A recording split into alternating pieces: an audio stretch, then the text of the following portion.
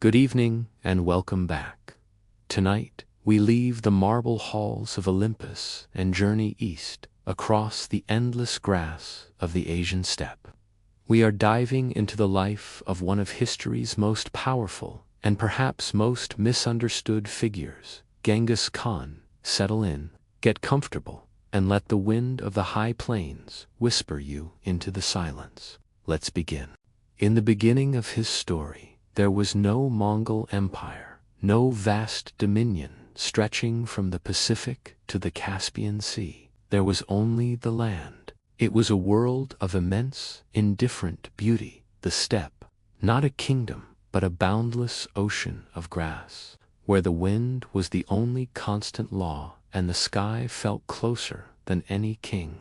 For hundreds of generations, this land had been home to tribes of nomadic people, fierce and resilient, living in the shadow of the mountains. They were herders, hunters, and warriors, bound by the unforgiving rhythm of the seasons. Survival was their only currency, and in this harsh, elemental world, one particular tribe struggled, the Borjigin.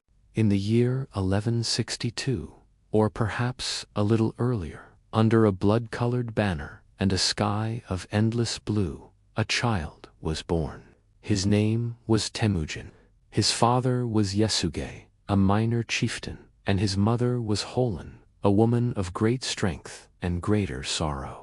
It is said that Temujin came into the world clutching a clot of blood in his tiny fist, a sign, the elders murmured, that he was fated for great deeds or great destruction. But fate is not always kind to the deserving.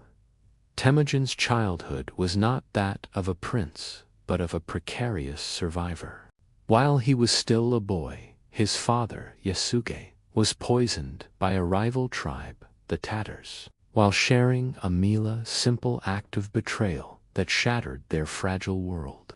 With Yasuge gone, the strength of the Borjigin clan dissolved. They saw the widow Holen and her 6 young children not as a lineage to protect, but as a burden to abandon. In the brutal economy of the steppe, they were no longer an asset, and so the clan rode away, leaving the mother and her children alone beneath the vast, indifferent heavens. Holen, faced with utter desolation, did not break. She became the very embodiment of the earth she stood on, unyielding and fierce. She cast aside the gentleness of her name and became the hunter, the gatherer, the protector. She taught her children to find sustenance in the root and the berry, and to track the smallest creature in the grass. It was in this desperate solitude that Temujin learned the first, brutal lesson that would shape his empire: depend on no one but those who share your breath and your blood. But even within this tiny, struggling family, the darkness of the steppe found a way in. As Temujin grew into a youth, a resentment festered between him and his older half-brother Bektar. Bektar, perhaps out of a need for dominance, or simply a desire for a bigger share of meager game, challenged Temujin's authority. It was a small quarrel over a hawk or a fish, but in the wilderness, small things carry the weight of life and death. Temujin, along with his younger brother, Kasar, cornered Bektar, and there, on the empty plain, with no witness but the whispering grass, Temujin drew his arrow. He did not hesitate. The shaft flew true, and his brother fell. A terrible silence descended upon the family. Holen wept, calling it a crime against the ancestors, a sin that stained their lineage. But Temujin had learned his second, terrible lesson. To survive, one must eliminate the threat, even if that threat shares your kinship. The boy who would become Genghis Khan had shed his first blood, and it was the blood of his own brother. The vast, empty world had just become a little smaller and a little colder. But that is a memory for the shadows. For now, remember this: the man who would unite the world began his life not as a conqueror, but as an abandoned orphan, a hunter's son, living under the weight of a silent, unforgivable crime. The age of the steppe had ended. The age of the Khan was stirring. We left Temujin, the orphaned boy, having committed the first terrible act of his life, the killing of his half-brother, Bektar. This single violent moment sealed his family's fate in two ways. It eliminated an internal threat, but it also made them a family marked by blood and isolation. The vast, indifferent steppe was a stage where weakness was quickly exploited, and this small, struggling group was weak indeed. It did not take long for the inevitable to occur. The Taishad, a powerful tribe who had once been allied with Yasuge, now saw the broken family as an easy targeted score to settle and a threat to preemptively crush. They were led by a chieftain named Targutai, a man whose ambition was as cold and sharp as the winter air. One quiet morning, the Taishad warriors descended upon the camp. They were loud and numerous, an overwhelming tide against the small tent and the few children. Holin and her sons scattered, running for the sheltering cover of the dense woods along the river. But Temujin, perhaps still burdened by the guilt of his past act, or simply paralyzed by the sudden, paralyzing fear, did not flee fast enough. He was captured. The shame of the capture was deeper than the physical bonds. Temujin was not merely taken captive. He was symbolically stripped of his identity and his future. The Taishaya did not kill him outright. Instead, they chose a punishment designed to humiliate and cripple his spirit. They fitted him with the kang. The kang was a heavy wooden yoke, often used for punishing criminals or slaves. It was essentially two heavy boards, pierced in the center for the neck, and then bolted together, resting painfully across the shoulders. It was immense, clumsy, and debilitating. It was impossible to eat normally, to sleep soundly, or to even scratch an itch without immense difficulty. But its greatest cruelty was psychological. The kang marked Temujin as a public spectacle of degradation. He was no longer Temujin, son of Yasuge. He was merely a prisoner, a piece of walking property. He was paraded through the Taishade camp, a constant, silent reminder to his captors of their dominance and a slow, torturous lesson to him about the true cost of powerlessness. Yet, within the boy, the fire of his mother's resilience began to glow. For weeks, he wore the terrible yoke. He ate the scraps thrown to him and endured the constant mockery, his mind working ceaselessly against the heavy wood and the tightening fear. He was not plotting revenge yet. He was plotting escape. One night, the Taishiad held a feast beside the river. Perhaps the wine was too strong, or perhaps they had grown complacent, secure in the belief that the wooden yoke was an unbreakable cage. The guards, drowsy with food and drink, allowed their vigilance to slip.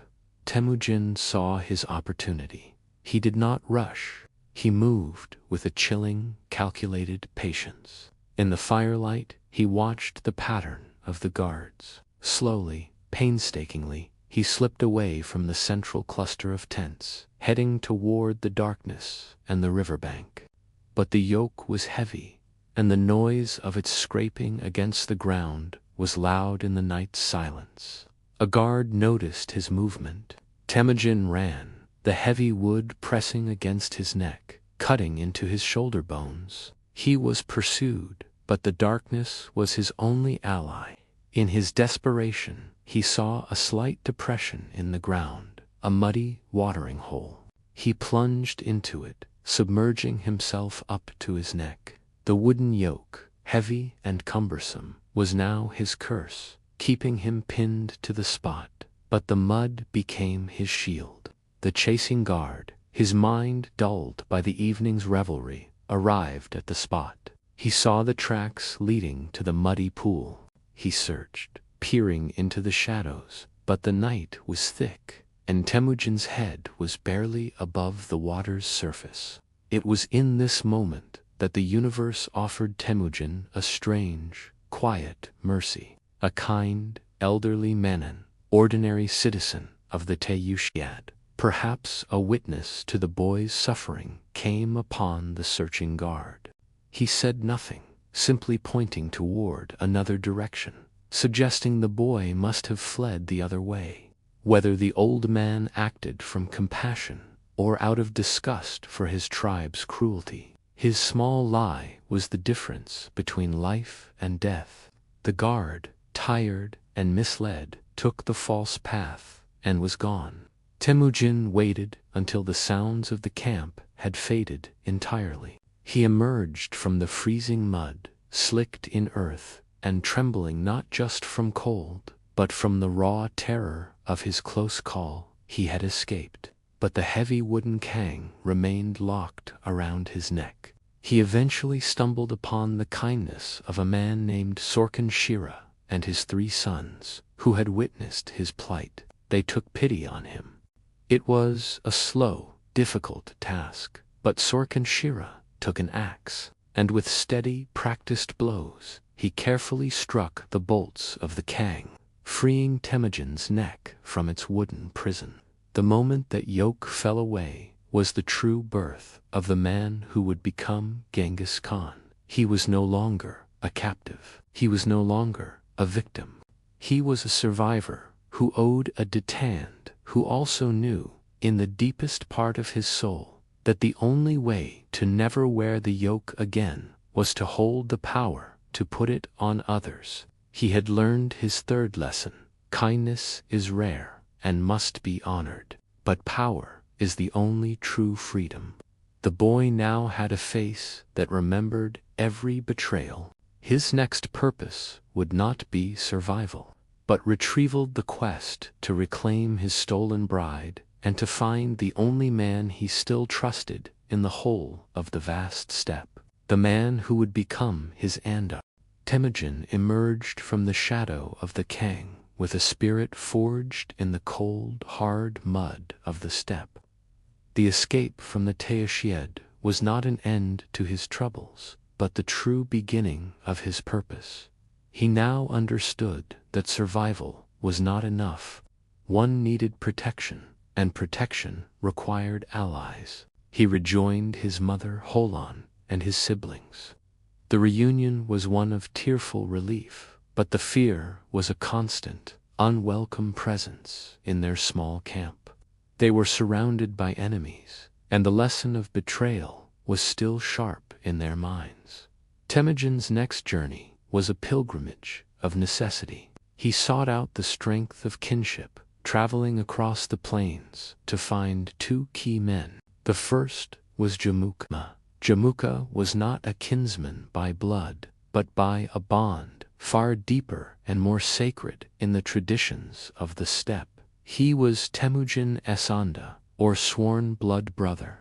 They had exchanged solemn gifts in childhood. Temujin had given Jamuka a whistle made of bone, and Jamuka had given Temujin a polished arrowhead. It was an oath of eternal loyalty, a promise to share both glory and grief.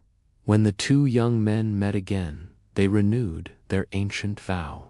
They rode together, their spirits rekindled, sharing their meager possessions, speaking of the future when they would not have to run from shadows. This alliance with Jamuka, charismatic and popular, gave Temujin access to a vast network of warriors and information. It was a brief, shining moment of pure brotherhood, where their ambitions ran parallel, not opposed. The second ally Temujin sought was even more crucial for sheer military weight. He rode to the camp of the powerful Kiryid tribe, led by Togrul, known later as Wang Khan. Togrul was the Anda of Temujin's late father, Yasuge.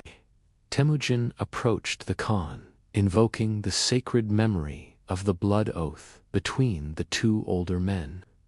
"I am Temujin, son of Yasuge," he stated, "and I come to you for the protection your brother once promised my father." Togrul, a formidable and battle-worn chieftain, was moved by the appeal. The laws of the steppe were clear. The oaths of fathers must be honored by their sons. Togrul accepted Temujin as an adopted son, giving the young orphan immediate, if conditional, security. With Jamuka's friendship and Togrul's protection, Temujin was no longer an abandoned boy. He was a minor chieftain with powerful allies, a man of increasing potential. It was during this time of growing stability that Temujin settled down. He had taken a wife, a woman named Berta, from the Anjarat tribe. Their marriage was more than a union of hearts. It was a strategic alliance, forging a link between his struggling Borjigin clan and a tribe renowned for its beautiful women and strong warriors. Berta was Temujin's constant companion, a quiet pillar of strength. For a short time, they knew a semblance of peace, but the dark, complex history of the steppe always demanded a reckoning. One evening, shortly after their marriage, the camp was plunged into the terror of a sudden, brutal raid. The attackers were the Merkid tribe, fierce and nomadic horsemen who had traveled a long distance on a mission of precise, historical vengeance. The reason for their attack was a debt of blood and honor that stretched back a generation. Temujin's father, Yasuge, had long ago abducted Temujin's mother, Holan, from a Merkid warrior named Chiladu. This raid was the Merkid's terrible balancing of the scales. They did not come for livestock or gold. They came to steal a wife. Temujin and his family were woken by the shrieks and the clatter of hoofbeats. In the desperate chaos, Temujin managed to mount his horse, riding his own mother and siblings to safety across a nearby mountain path. But Berta was not so fortunate. In the confusion of the night, she was captured. She was dragged, terrified and weeping, onto a Merkid horse and carried away into the black vastness of the dawn. The Merkid had exacted their revenge perfectly. They had stolen Temujin's bride, just as his father had stolen theirs.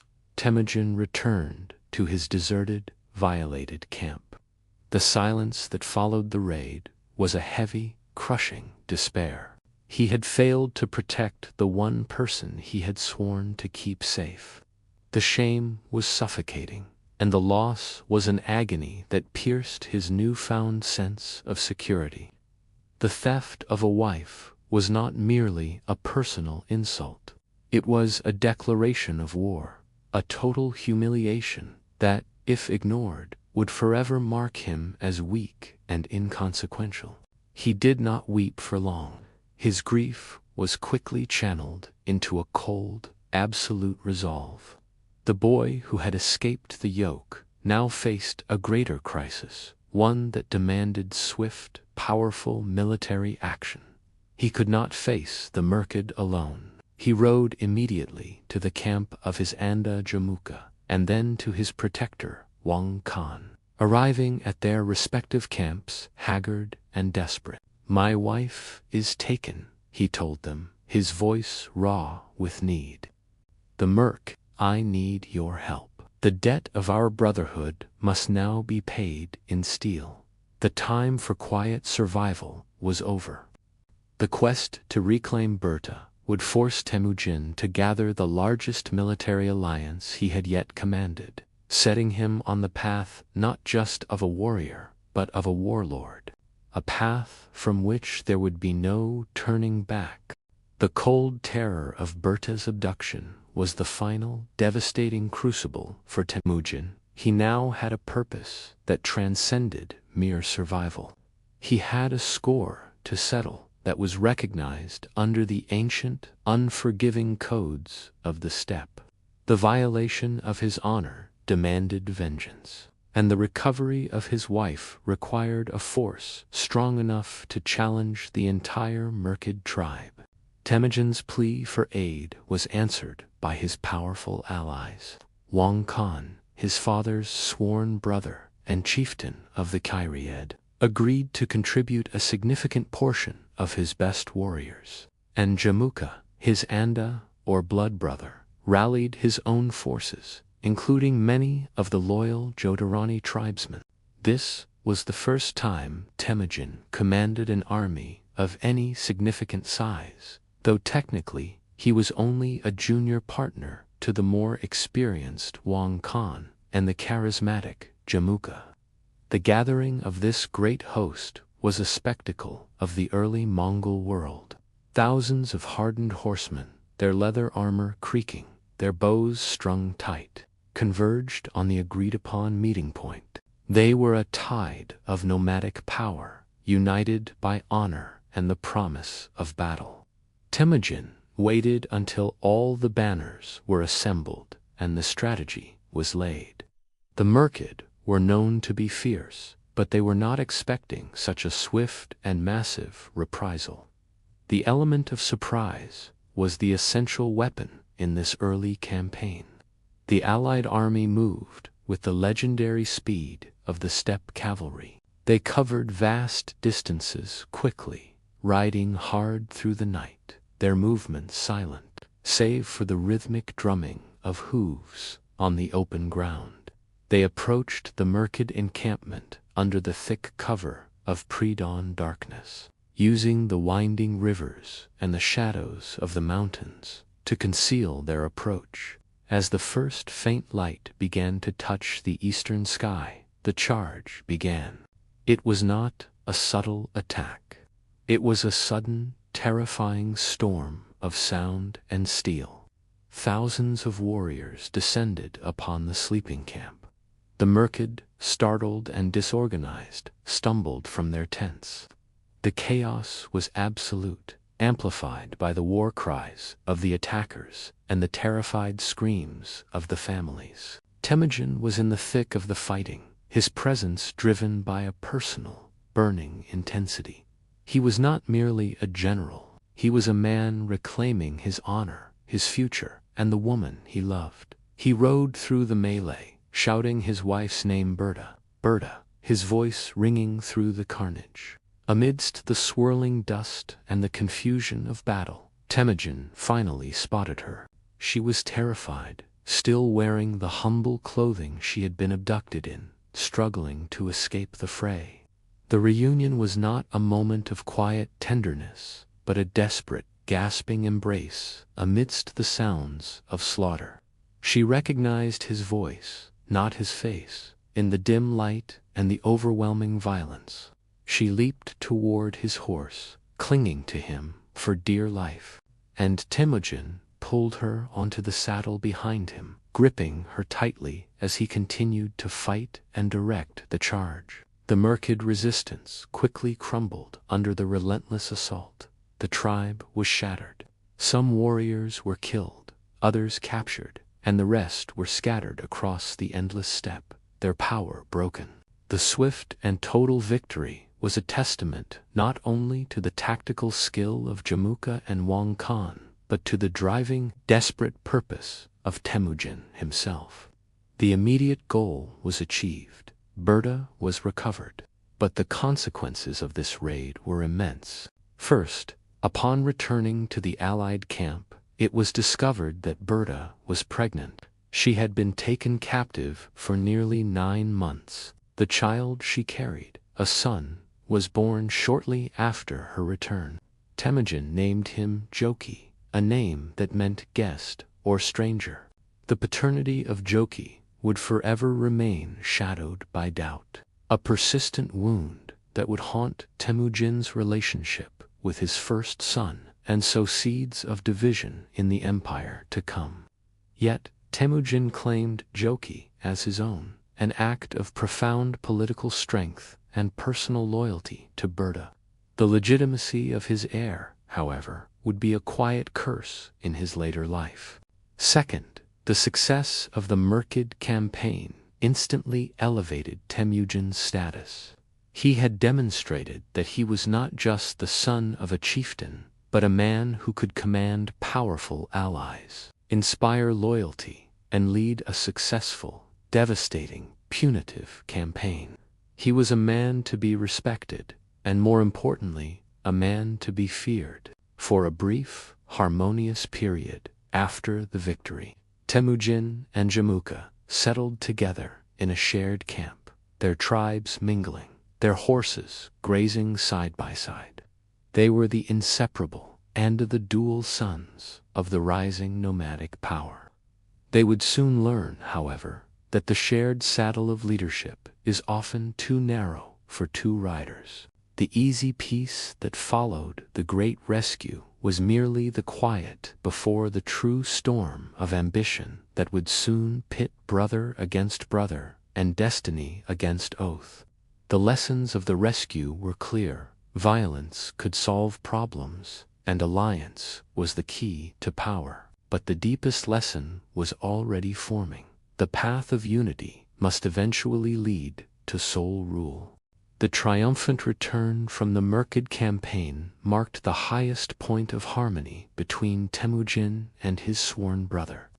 Jamuka, for a time, their shared camp was a picture of steppe unity. Warriors and families from the Borjigin and Jodorani tribes mingled freely, sharing stories of victory around the fire. Temujin, with his quiet intensity, and Jamuka, with his charismatic traditional leadership, appeared to be an unstoppable dual force, but their unity was built on an imbalance. Jamuka was the more traditional chieftain. He was beloved by the conservative nomadic aristocracy, the established nobles who valued ancient lineage and the old ways of the tribes. He possessed a natural, easy authority, charming his followers with his generosity and his adherence to ancestral customs. Temujin, however, was fundamentally different. Having been abandoned and forced to survive outside the tribal structure, he did not rely on lineage or charm. He relied on merit and absolute loyalty. His warriors were devoted to him because he rewarded competence, regardless of their birth, and because he shared their hardship. He was, in his approach, the subtle harbinger of a new order system based not on who you were, but on what you did. The inherent tension between these two philosophies could not be contained. It was the tension between the past and the future, between tradition and revolution. The rift began subtly, with small, telling disagreements. Temujin preferred to organize his followers along military lines based on battle units and effectiveness. Jamuka preferred the ancient organization of the tribal camp based on kinship and inherited standing. Temujin was thinking about a unified nation. Jamuka was thinking about a coalition of chieftains. The breaking point arrived after they had camped together for over a year. One morning, the two leaders were moving their respective sections of the camp. Jamuka suggested a camping location favored by ancient custom, near the best grazing lands, but a location that scattered the fighting units. "We should camp next to the main road," Temujin argued, "so we can keep a tighter formation and better protect our flanks." Jamuka was instantly offended by the dismissal of his traditional choice. He saw Temujin's practical military logic as a cold, calculating insult to the honored customs of the elders. That evening, Jamuka spoke to Temujin in a manner that was both a warning and a condescension. "Let us move apart," Jamuka said. "A great man must sleep in a great tent, and a small man must sleep in a small tent. We should separate our camps now, for we do not think alike." He phrased the separation in the language of poetry and metaphor, but the meaning was brutally clear. Temujin was the small man, and his ways were incompatible with Jamuka's aristocratic dignity. The final physical separation occurred the next morning.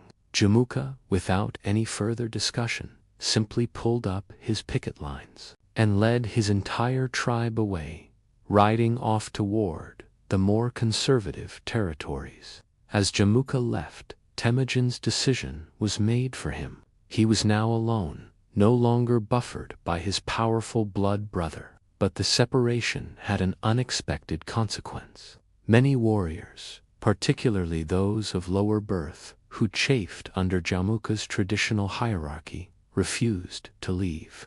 They recognized in Temujin a leader who saw their skill rather than their status. They dismounted their horses, leaving Jamuka's departing column, and turned their loyalty to Temujin, riding toward his camp. This was a transformative moment. Temujin's following was now a true meritocracy in nascent form. The defectors included important future allies, like the nobleman Altan and the general Kuchi, men who would become the bedrock of his future command structure. The separation of the Anda was more than a political split. It was the formal declaration of a civil war that would define the entire course of Temujin's life. Jamuka, deeply wounded by the betrayal of the departing warriors, saw Temujin not just as a rival, but as an existential threat to the steppe's ancient order. He became an unforgiving champion of the conservative aristocracy, and his hatred for Temujin hardened into an unyielding, bitter obsession.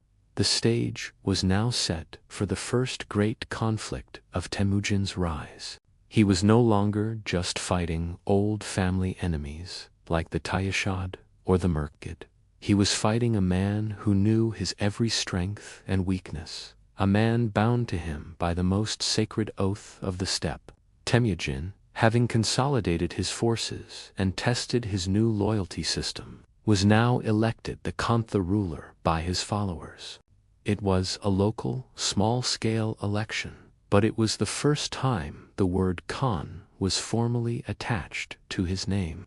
The orphan had become a chieftain, ready to face the inevitable bloody confrontation with the brother who had abandoned him.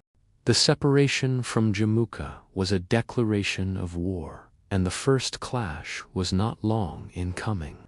Temujin, now formally recognized as Khan by his growing band of loyalists, was eager to prove the strength of his new merit-based command structure. Jamuka, fueled by righteous anger and the support of the traditional aristocracy, was equally determined to crush his ambitious Anda and restore the established order of the steppe. Their conflict erupted at a place known as Dalan Baltzhat, or the 70 Swamps.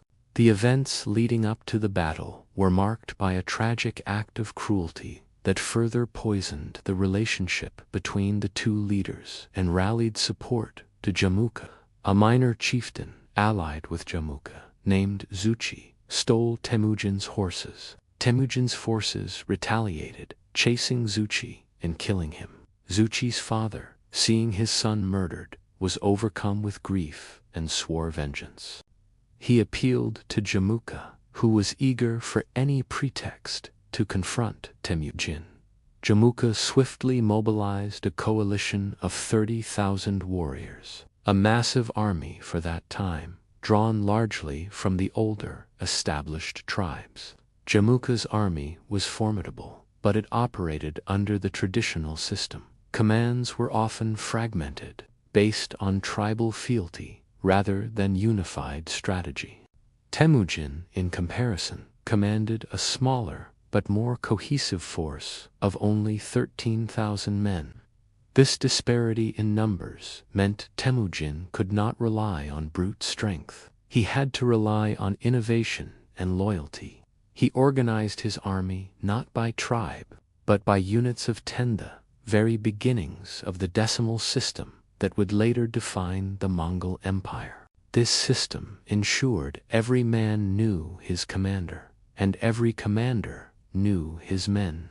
It was a revolutionary way to fight in the fragmented steppe world, focusing not on the pride of the clan, but on the efficiency of the soldier. The two armies finally met at Dalan Balthat. The battle was a brutal, swirling melee on the swampy ground. Temujin, despite his tactical organization, was dramatically outnumbered. His forces fought with the fierce desperation of men who had everything to prove, but Jamuka's numerical superiority was overwhelming.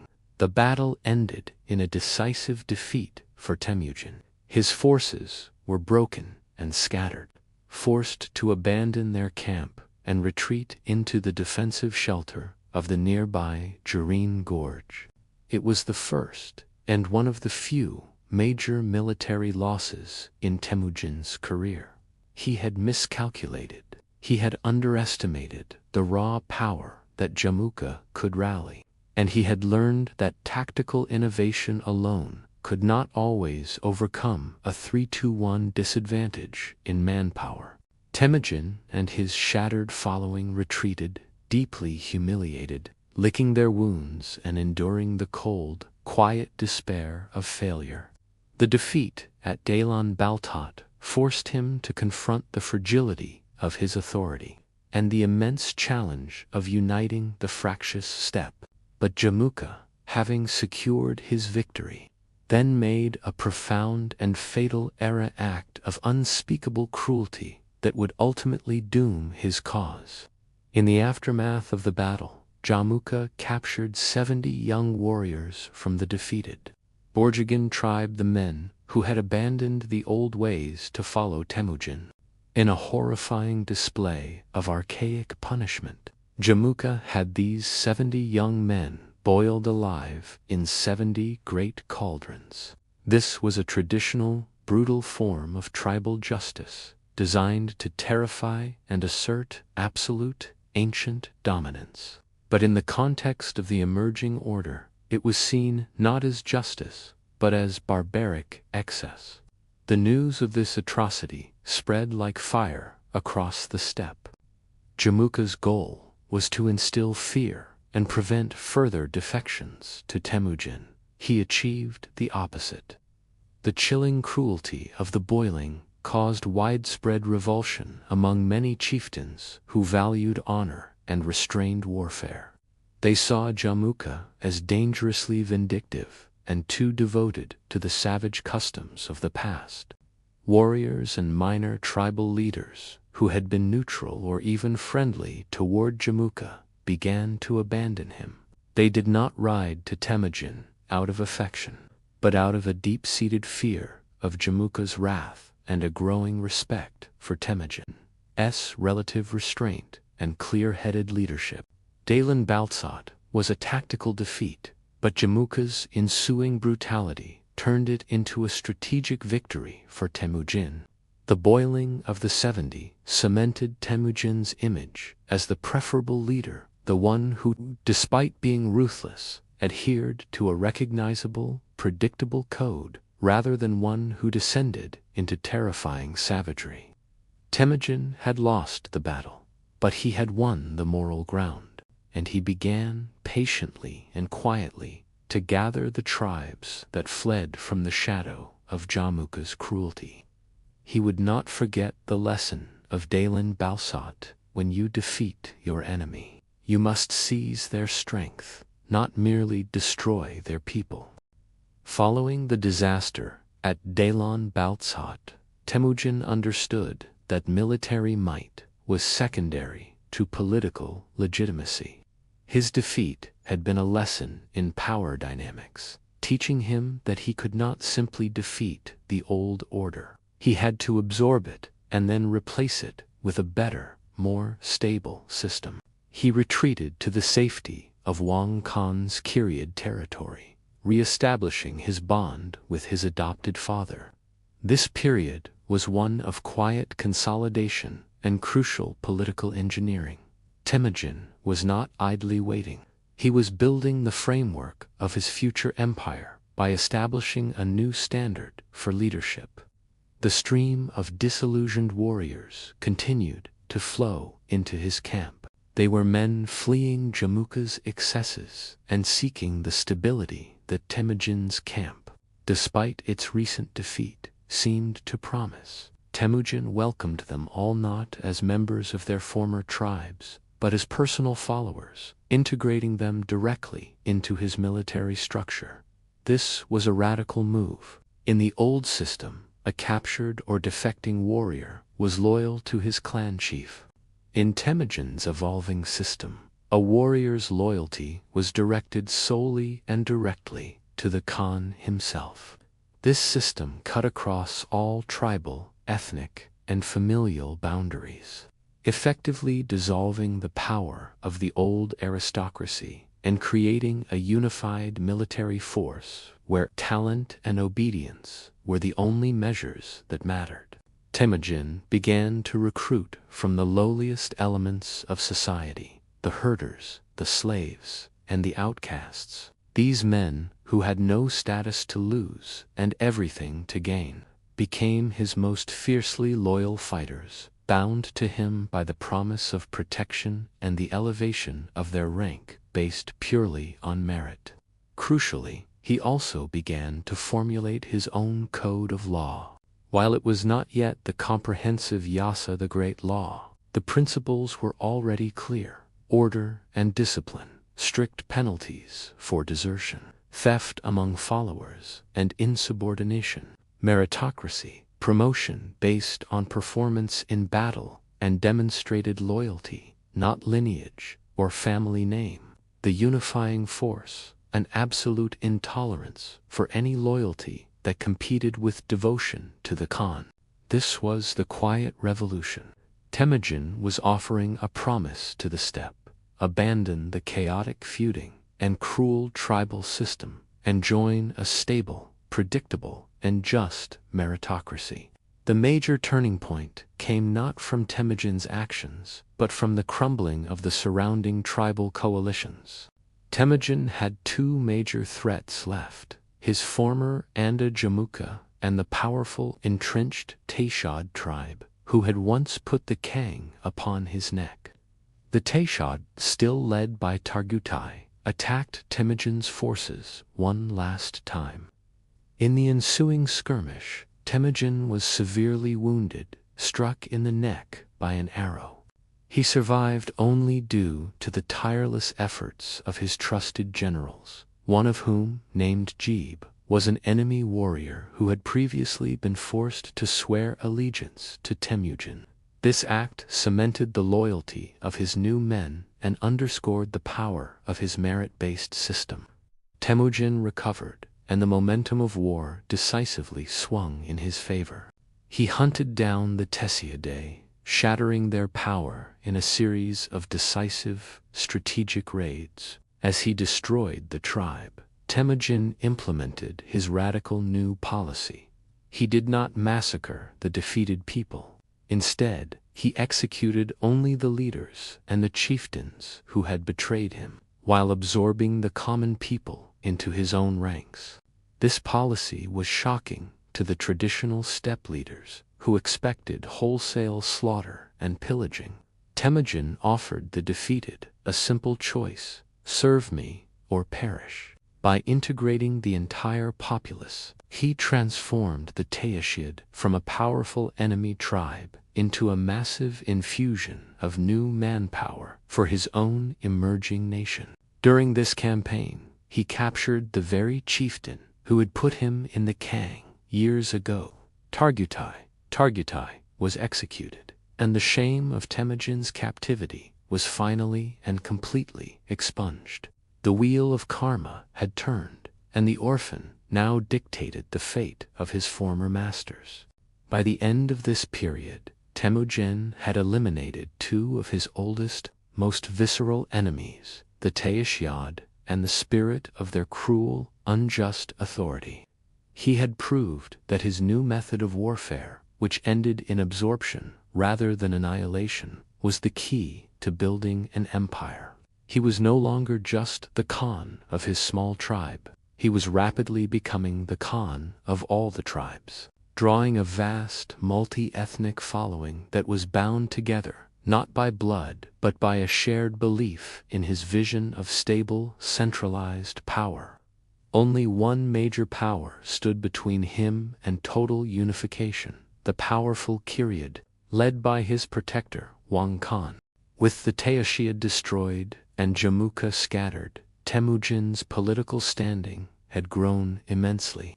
He controlled a loyal, efficient, and rapidly expanding army that now included warriors from nearly every major tribe. He was a rising star, a military genius who offered security and order in a world defined by chaos. But his power was still overshadowed by that of his adoptive father, Togrul Wang Khan, the powerful ruler of the Kirid. Wang Khan was an elder statesman, an ally of Temujin's father, and the man who had provided Temujin with refuge, troops, and diplomatic legitimacy for years. The relationship was complex. Temujin owed Wang Khan his life and his early success, yet the elder Khan now saw his ambitious son as a direct threat. Wang Khan's court was the traditional center of power, but it was rife with internal jealousy and political maneuvering. The old nobles, especially Wang Khan's own son, Sengam, grew increasingly resentful of Temujin. They saw how Temujin's charisma and meritocracy were drawing away their best warriors. Sengam was particularly venomous, viewing Temujin as an upstart who aimed to usurp his rightful inheritance. Temujin grows too strong, Father Sengam warned Wang Khan repeatedly. He eats like a wolf, and soon he will turn his teeth upon the hand that feeds him.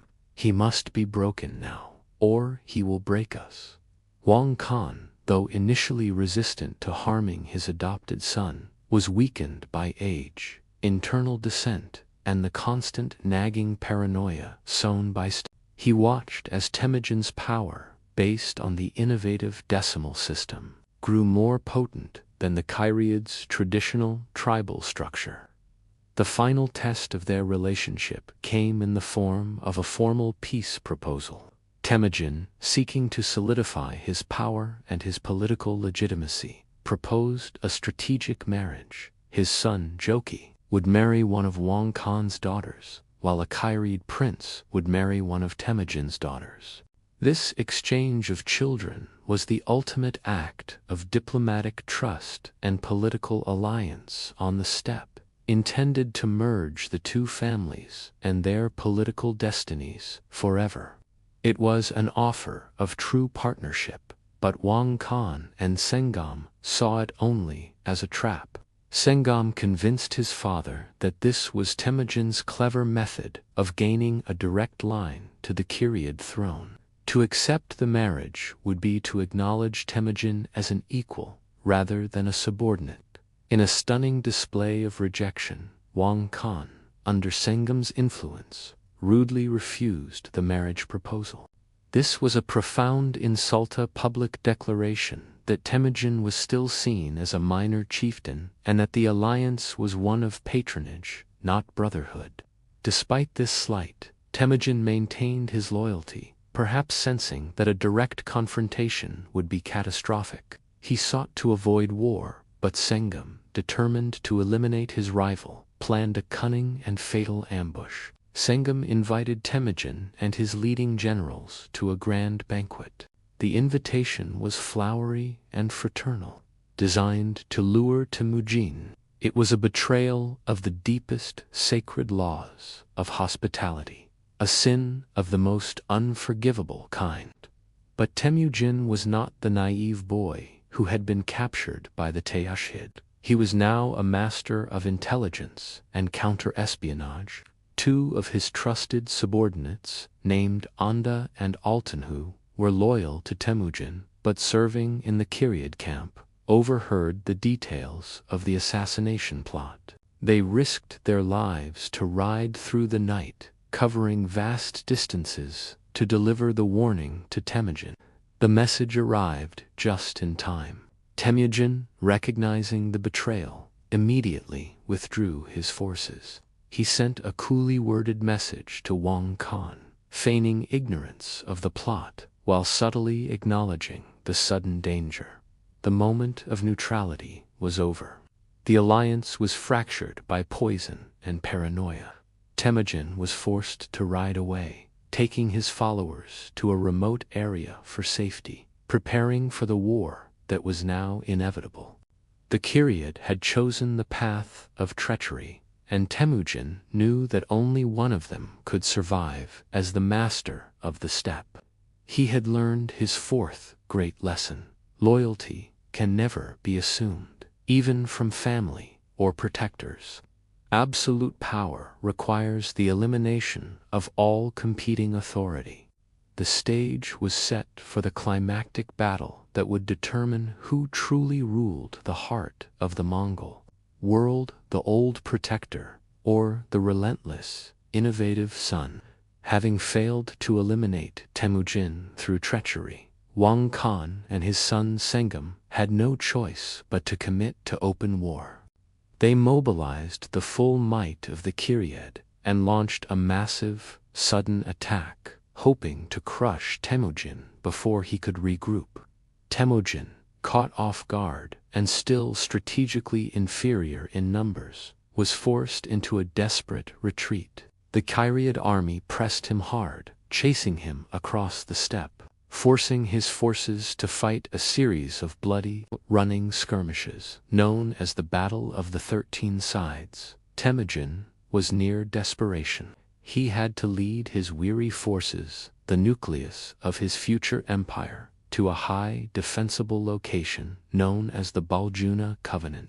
It was a small lake, and here, surrounded by his most devoted followers, Temujin made a profound and binding vow. He gathered his generals, his trusted nokers, the inner circle of companions, bound to him by personal oathan.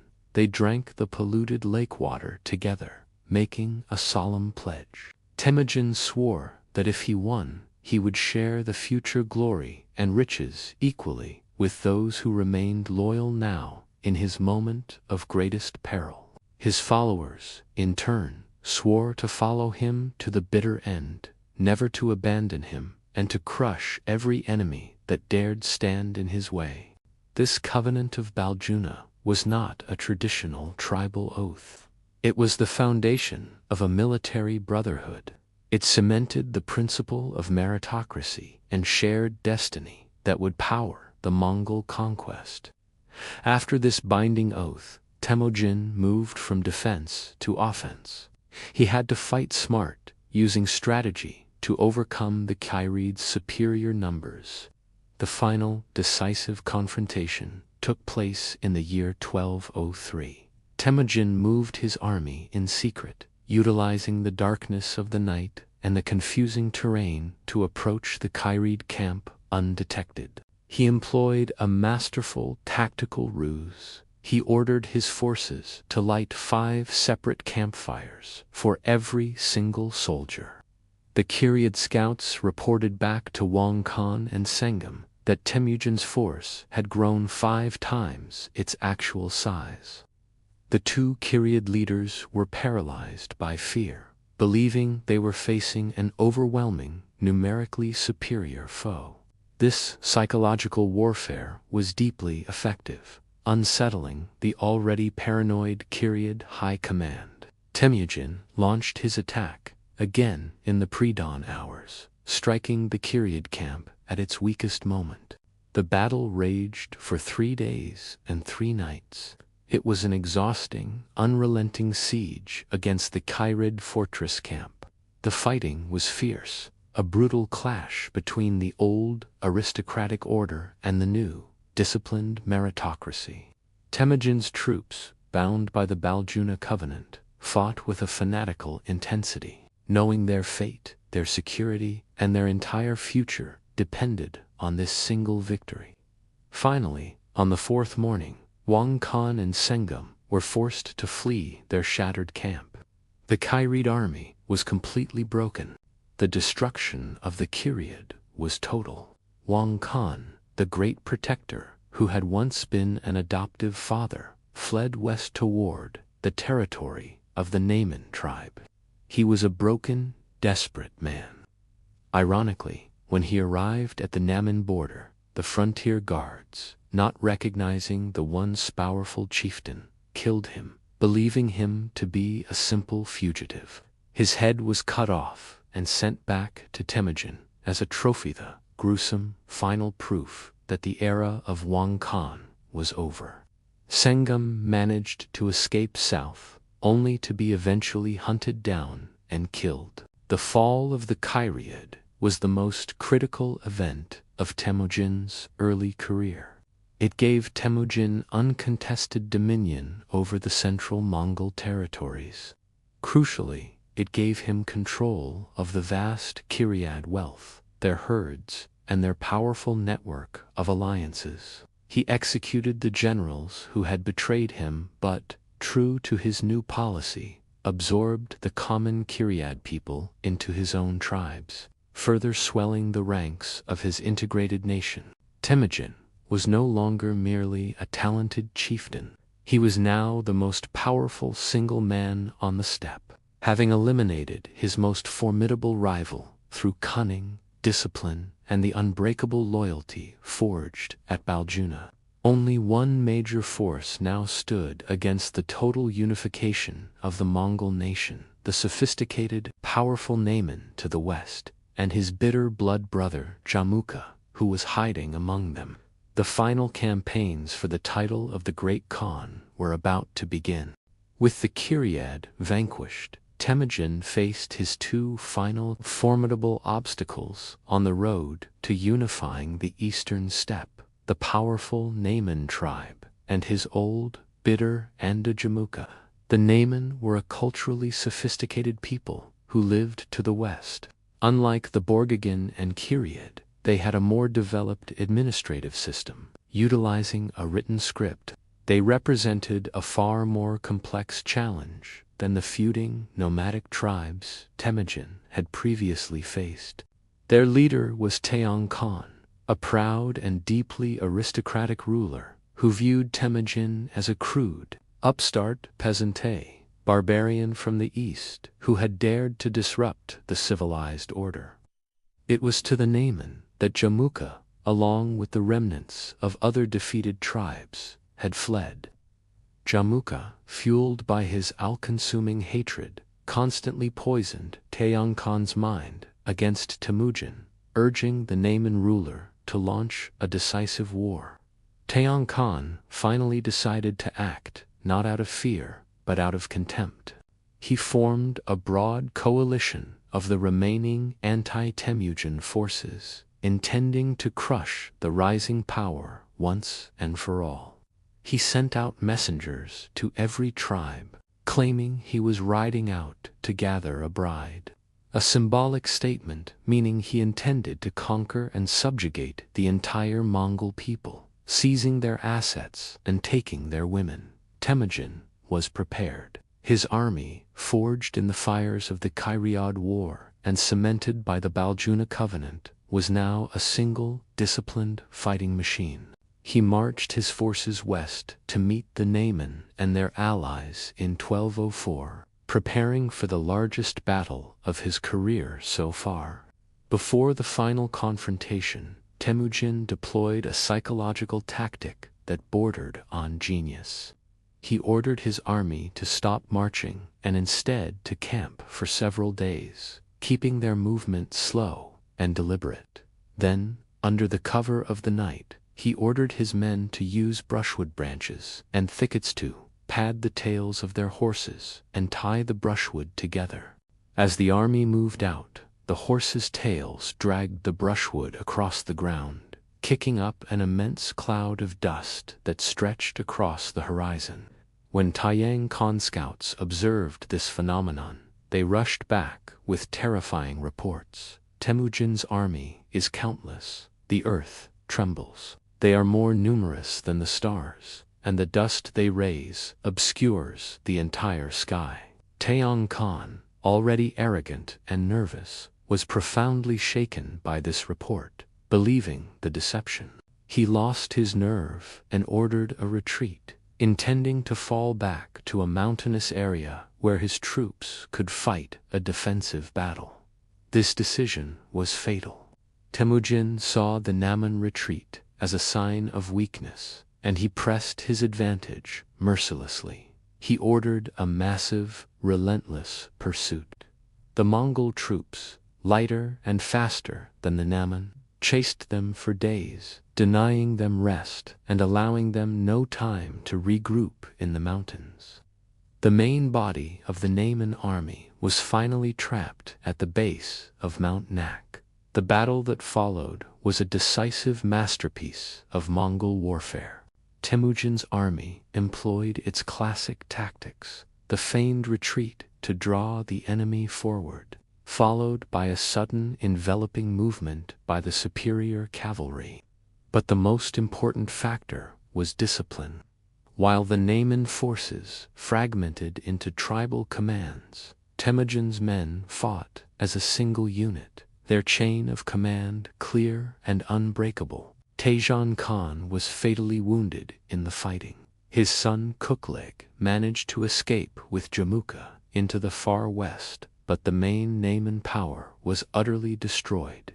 Temujin captured the Naman's vast treasury, their sophisticated administrative officials, and, most importantly, the Naman's Uyghur script. Temujin, who had previously governed his emerging nation solely through oral tradition, immediately recognized the immense power of a written administrative system. He ordered the Naman officials to adapt their script to the Mongol language. This was the birth of the Mongol script, a transformative moment that allowed Temujin to manage his vast multi-ethnic empire with unprecedented bureaucratic efficiency. With the Naman defeated, the entire eastern steppe lay open before Temujin. All the major rival tribes, the Merkid, the Tayashid, the Kairid, and now the Naman were broken. His primary remaining enemy was now a fugitive. The groundwork was complete. Temujin was ready to claim the destiny he had pursued since his youth. The final pieces of the puzzle fell into place with the capture of Jamuka. Following the destruction of the Naman, Jamuka and his few remaining loyalists were forced to live as desperate outlaws, surviving by stealing from their own former allies. His hatred for Temujin had driven him to betray every code of the steppe and every chance at reconciliation. Eventually, Jamuka was betrayed not by his enemies, but by his own few remaining followers. They saw no future in his obsessive, destructive cause. They captured him and handed him over to Temujin. The reunion between the two sworn brothers, the Anda, who had once shared a vow deeper than blood, was fraught with profound and tragic tension. Temujin, upon receiving Jamuka, did not immediately order his death. Instead, he treated him with the dignity due to a former brother and a respected rival. He invited Jamuka to rejoin him, offering him a powerful position as a general in the new unified Mongol nation. "Let us renew our old vow," Temujin is recorded as saying. "We were once brothers. We will share the glory and the power together." But Jamuka, defeated and broken, refused. His aristocratic pride and his adherence to the old, doomed tribal order would not allow him to serve the man he considered a socially inferior upstart. In the end, Jamuka is said to have replied, "There is only room for one master in the steppe. We cannot be equals. Let me die in peace. I ask only one mercy, that my death be without the shedding of blood, that I might go clean into the earth." Jamuka even asked that his executioners also be killed, lest Temujin's heart be troubled by the sight of them, a final, strangely protective gesture toward his victorious brother. Temujin honored the request. Jamuka was executed by breaking his spine, a method reserved for high-ranking nobles, ensuring no blood touched the ground. His body was then buried with the honors of a Khan. The death of Jamuka in 1205 was the final symbolic act that ended the age of tribal feuding. The charismatic champion of the old aristocracy was gone. There was no one left to challenge Temujin's claim to rule the entire world of the steppe. In the spring of 1206, Temujin convened the Kurultitha, great assembly of all the Mongol and allied tribes on the banks of the Anan River, near the place of his birth. This was not a celebratory gathering, but a legislative and foundational event. Chieftains, generals, and representatives from all the subdued tribes converged to witness and legitimize the creation of a new nation. The assembly was historic. It was here that Temujin was formally, ceremonially recognized as the undisputed supreme ruler of the entire steppe. The tribal elders and chieftains stood before him, acknowledging that the gods of the eternal blue sky, Kik Tengri, had chosen Temujin to rule the world. They conferred upon him the title that would echo through history, Genghis Khan. This title is understood to mean the universal ruler, or oceanic Khan. It was a name that carried not just political authority, but a divine mandate. Temujin was no longer just the Khan of the Borjigin. He was the divinely sanctioned leader of all peoples under the sky. The Kurultai of 1206 was the true beginning of the Mongol Empire Mongol Ulus. It marked the transition from a collection of warring tribes to a unified, centralized, and immensely powerful nation. Genghis Khan immediately set about formalizing the revolutionary changes he had already initiated. The Yassa Great Law.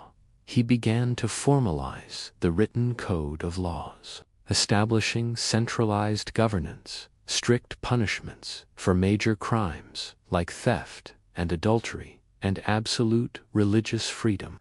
This law was uniform, applying equally to both nobles and commoners, a radical notion that brought unprecedented order to the steppe. The military decimal system. He finalized the organization of the army into units of 10 arban, 100 jagan, 1,000 mingan, and 10,000 tumen.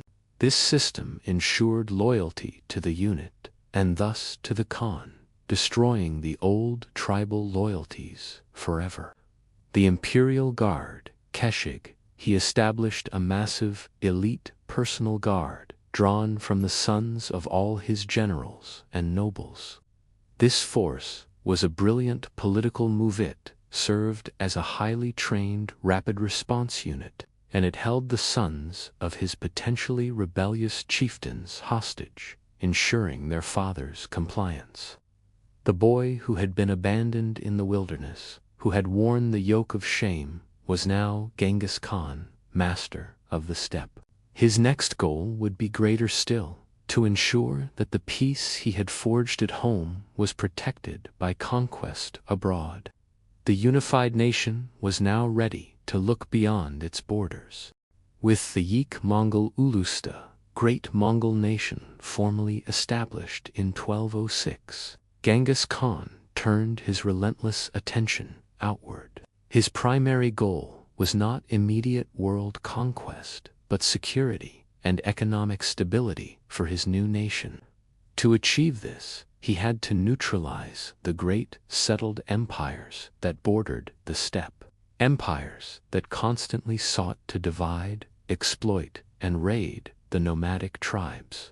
The most imposing of these threats was the Jin dynasty, a powerful, half-Chinese, half-Jurchen kingdom that ruled over northern China. The Jin dynasty had a long, humiliating history of treating the Mongol tribes as subjects, demanding tribute, and interfering in steppe politics. They had built the beginnings of what would become the Great Wall of China, a massive defensive barrier designed specifically to keep the nomadic horsemen out, viewing them as nothing more than barbarians. This arrogance and history of subjugation were an unbearable insult to the newly proclaimed universal ruler. Furthermore, the Mongols were desperately poor. They needed resources, grain, manufactured goods, metal, silk, and Goldal of which were locked within the prosperous, walled cities of the Jin. The campaign against the Jin was thus a mission of both strategic necessity and economic survival. Before attacking the massive Jin, Genghis Khan first moved against their smaller neighbors to ensure his rear flank was secure. He subjugated the Tangut kingdom of Western Shaya in 1209.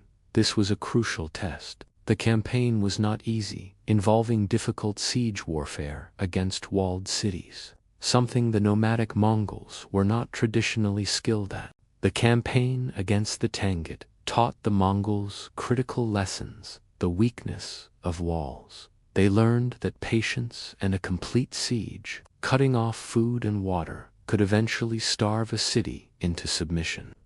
The value of engineers. They began to recruit and forcefully assimilate siege engineers from captured populations, turning their greatest weakness into a future strength. After forcing the Tangut to pay massive tribute and swear allegiance, Genghis Khan turned his full attention to the main prize, the Jin dynasty.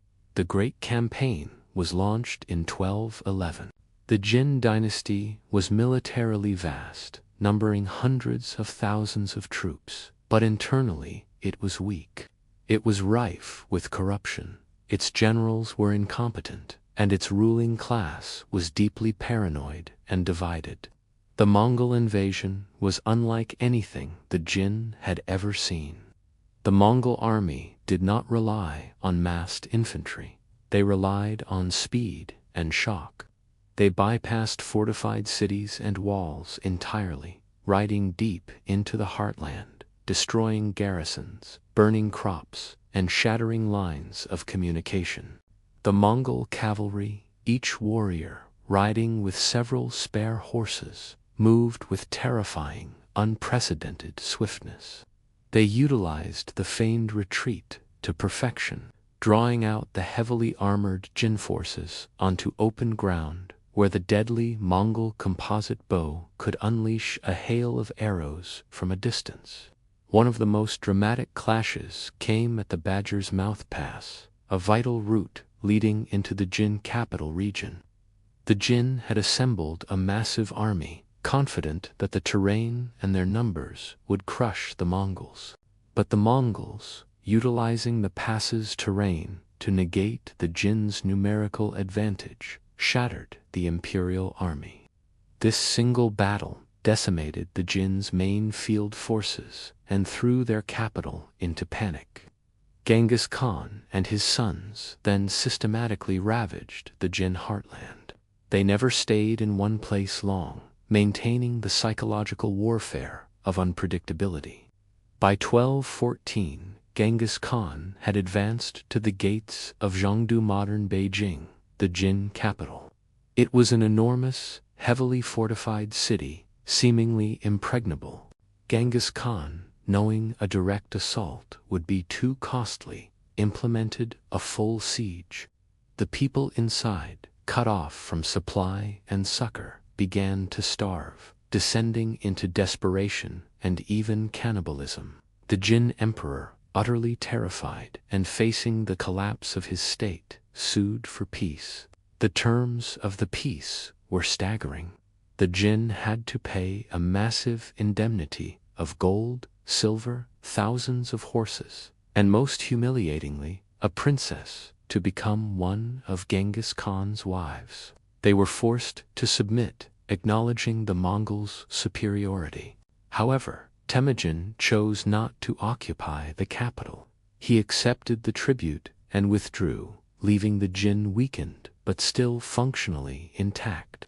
This was a calculated move. He had extracted immense wealth, humiliated his enemy, and secured his border, all without suffering the immense casualties required to take and hold such a massive, distant city. He knew his forces were not yet ready to manage such a vast, settled empire. He was patient. He would return later for the complete conquest. For now, the economic and strategic goals were met.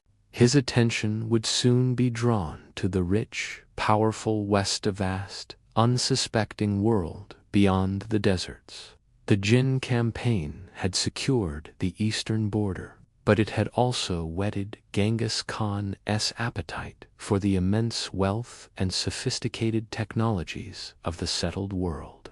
The Mongol Empire needed trade, not just conquest, to sustain itself and its growing population. Genghis Khan thus looked west, toward the great trading routes of Central Asia, the legendary Silk Road. Controlling the Silk Road meant controlling the flow of goods, ideas, and wealth between China and the Middle East.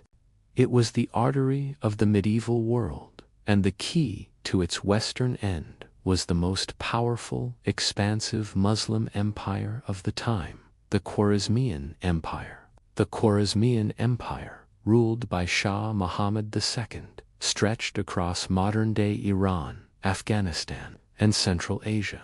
It was wealthier and arguably more militarily powerful than the fractured states of China. The Shah was arrogant, believing his immense armies and vast territories were untouchable. Genghis Khan did not initially seek war with Khwarezm. On the contrary, he desired peaceful trade. He viewed the Shah as a necessary partner in commerce. The Yassa, his great law, emphasized the importance of honoring alliances and treaties, and he genuinely wished to maintain a secure, open border for his merchants. In 1218, Genghis Khan sent a massive diplomatic and trade caravan to the Khwarezmian Empire. This caravan was unprecedented in size, hundreds of camels, laden with gold, silver, silk, and furs, a gesture intended to demonstrate the Mongol Empire's wealth, sophistication, and desire for good relations. The Mongol Khan sent a letter to Shah Muhammad, stating, "I am the Khan of the lands of the rising sun, and you are the Sultan of the lands of the setting sun. Let us conclude a firm treaty of friendship and peace." The Shah, however, was unable to see beyond his own boundless pride. He viewed the vast trade caravan not as a diplomatic opportunity, but as a tempting display of wealth and, perhaps, a crude form of espionage. His judgment was fatally clouded by paranoia and disdain for the barbarian Mongols. The caravan arrived at the Khwarezmian city of Otrar, a major trading hub near the border. The governor of Otrar, a man named Inalhuk, accused the Mongol merchants of being spies. Whether the accusation was true or merely a pretext for theft is debated, but the result was indisputable. Inalhuk, with the Shah's silent assent, ordered the entire Mongol caravan seized. The merchants were robbed of their goods and their lives. The entire delegation, approximately 450 Mongol envoys and merchants, were summarily executed. This act was not just a robbery. It was a profound diplomatic violation of the highest order. For Genghis Khan, whose authority was rooted in the absolute sanctity of oaths, treaties, and personal loyalty, this was the ultimate insult, a breach that required divine reckoning. Genghis Khan, initially stunned and horrified, showed remarkable restraint. He sent a small, subsequent delegation composed of 3 envoys to the Shah, demanding that the governor Inalhuk be handed over for justice and that the stolen goods be returned. Shah Muhammad's response sealed the fate of his empire. In a gesture of supreme contempt, he executed the chief Mongol envoy and shaved the beards of the other 2, sending them back to Genghis Khan as a final, humiliating message. Genghis Khan was a man of cold, calculated fury. He retreated to a mountaintop, praying for 3 days and 3 nights to the eternal blue sky, asking for strength and justification for the colossal war he knew he must now wage. He emerged convinced that the Khwarezmian Shah by executing his envoys and breaking the sacred laws of diplomacy and hospitality, had forfeited his right to rule. The conflict was no longer about trade or territory. It was about divine justice. The great Khan mobilized his entire military machine. The campaign against the Khwarezmian Empire was to be the largest, longest, and most devastating war the world had yet seen. The destruction that followed would forever brand the name of Genghis Khan into the memory of Asia and the Middle East as the unstoppable scourge of God. The execution of his envoys and the theft of his caravan transformed Genghis Khan's strategic focus from border security to absolute total war. This was not a punitive raid.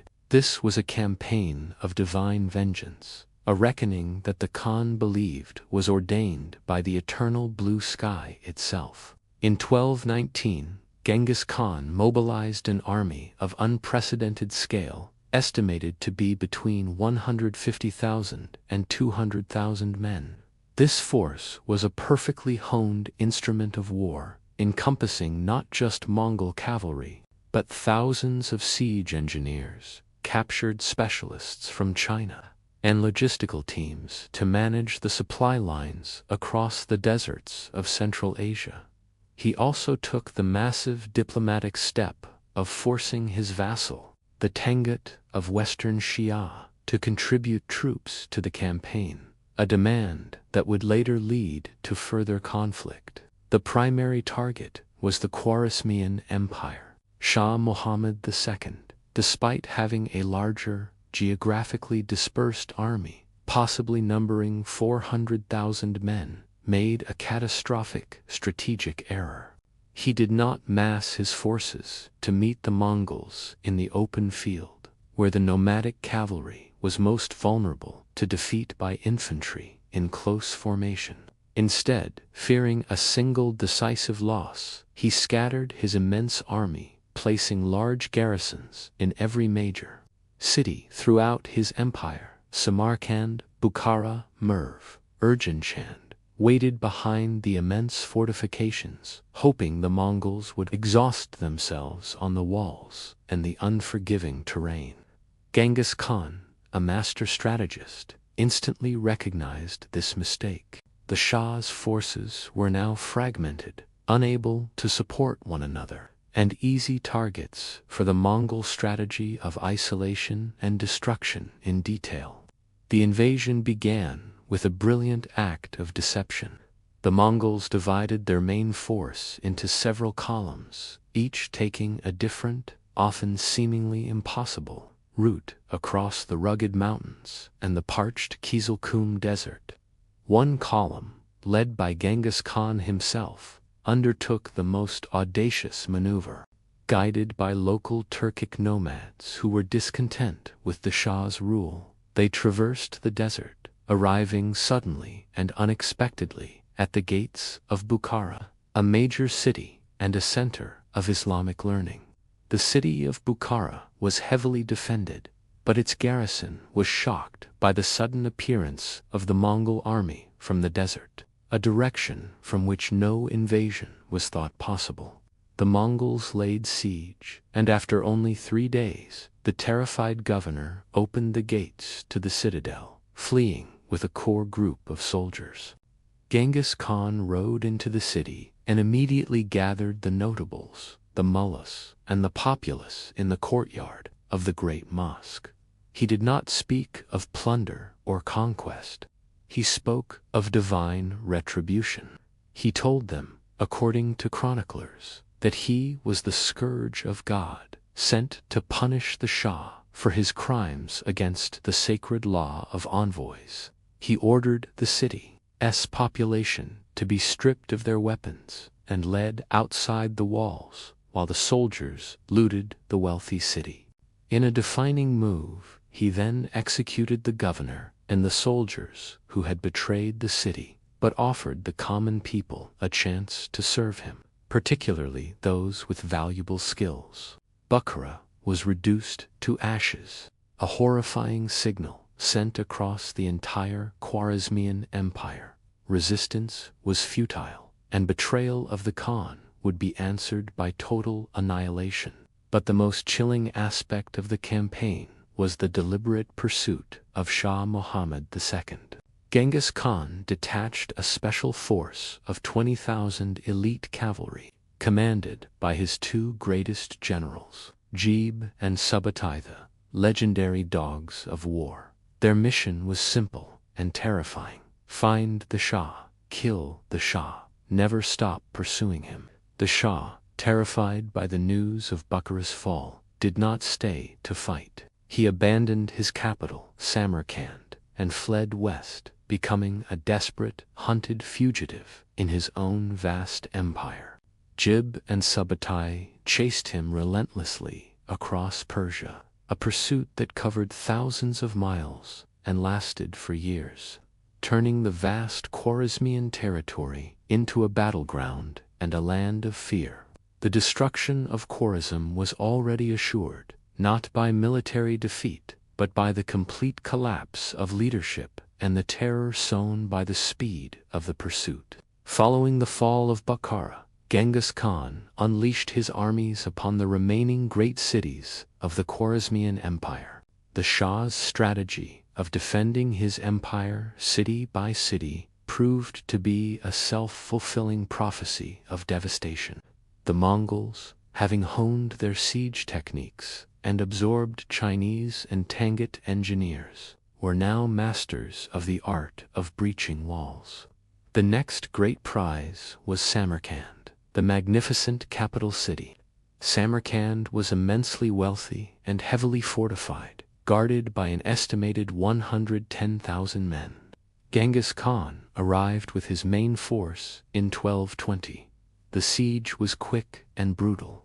The Mongol army, utilizing captured Muslim prisoners as human shields and constructing massive siege engines, battered the walls relentlessly. The defense eventually collapsed, aided by the defection of Khwarezmian generals who, seeing the Shah's cowardice, abandoned the city. The outcome was horrifyingly consistent with Bukhara. The garrison was executed. The specialized craftsmen were selected for forced labor in Mongolia, and the rest of the populace was slaughtered, often in systematic, organized massacres intended to send an undeniable message across the Islamic world. The city's great mosques and libraries were looted or burned. The Shah's flight continued to fuel the destruction. As he fled, he left his mother, wives, and children guarded in the fortress of Gurganj, or Urgench, the former capital of the empire. Urgench was an impregnable fortress city on the Amu Darya River, protected by a massive garrison and strong leadership. Here, the Mongols faced their fiercest resistance. The siege lasted for 7 months, becoming a slow, agonizing battle through the city streets after the outer defenses were breached. The Mongol troops, frustrated by the fierce house-to-house fighting, diverted the Amu Darya River, deliberately flooding the city and drowning the remaining defenders and citizens. The destruction of Urgench was total, a nightmare of fire and water that ensured no one would ever defy the Mongol army with such stubbornness again. Perhaps the greatest horror was reserved for Merv, a city considered the queen of the world for its splendor, immense libraries, and million-strong population. In 1221, Merv surrendered without a fight to the Mongol general Tagukar. The general promised the citizens safety in exchange for their surrender. But after the city gates were opened, the population was gathered outside the city walls. Genghis Khan's son, Tului, arrived to supervise the systematic execution. In a terrifying, chilling display of organization, the entire population was divided into groups, and each Mongol soldier was assigned the duty of executing a specific number of prisoners. This was done to ensure no man would ever question the ruthlessness of their command. The devastation was absolute.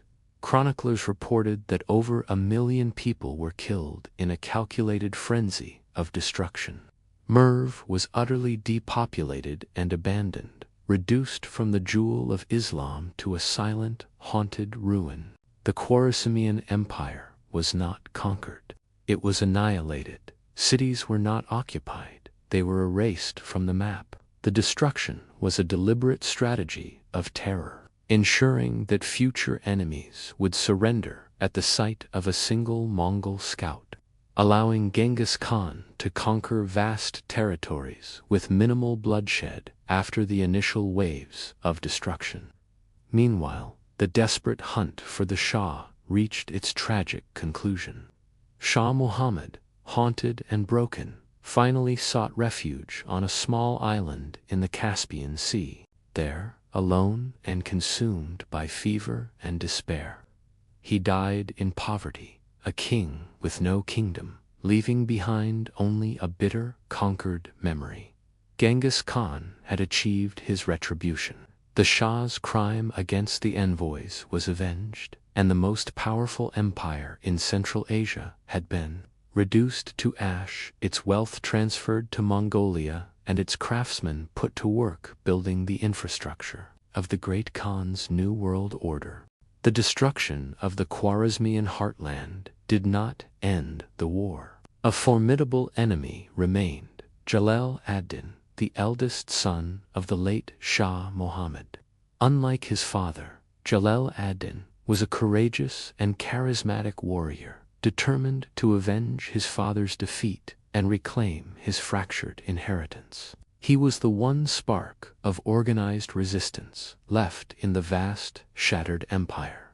While Genghis Khan was still consolidating his gains in Central Asia, Jalal ad-Din managed to escape eastward, gathering remnants of the Khwarezmian forces and local tribal allies. He showed remarkable military prowess, even managing to inflict a small but humiliating defeat on a Mongol detachment.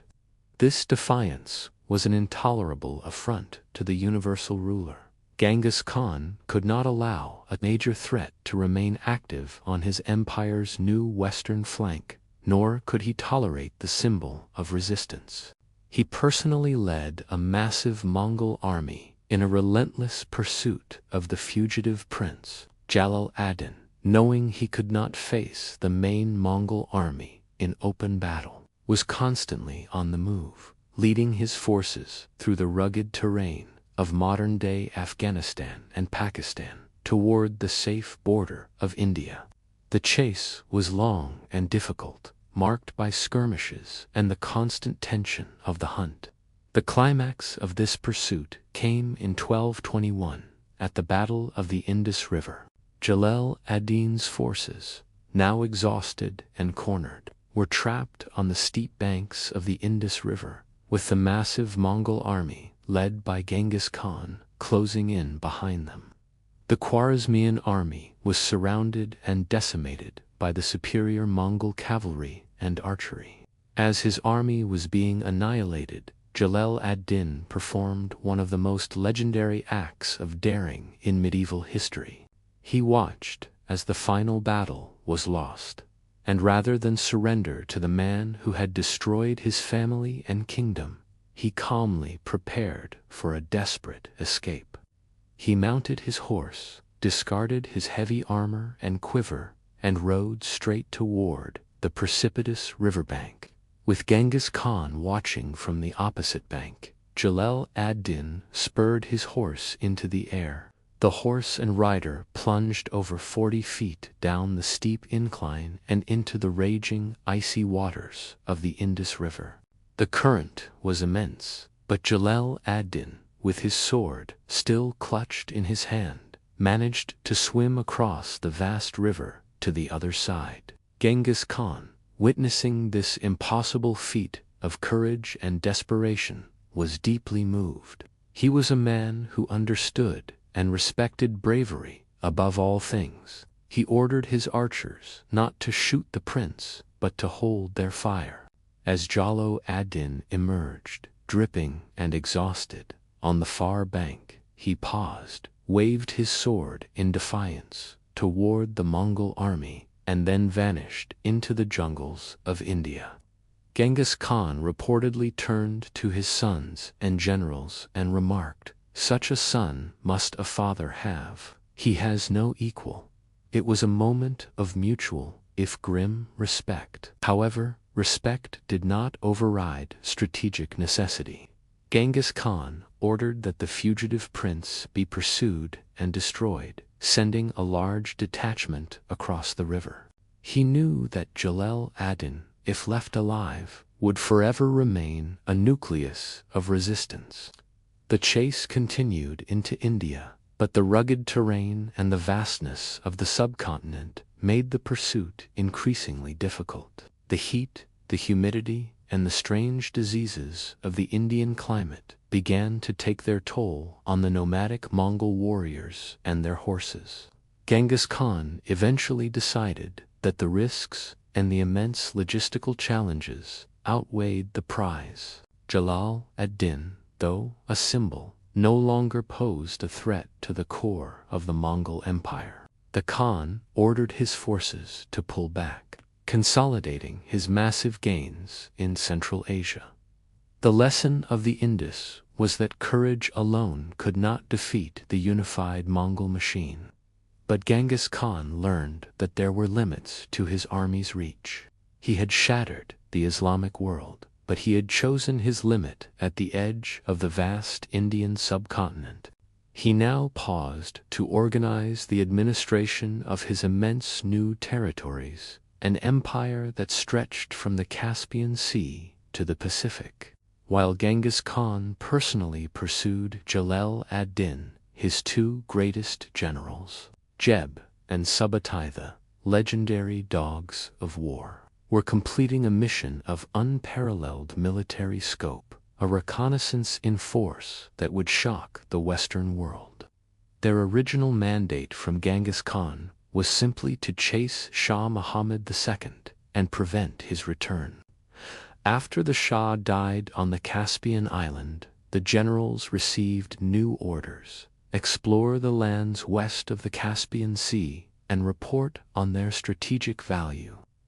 This mission evolved into one of the most audacious military campaigns ever conceived.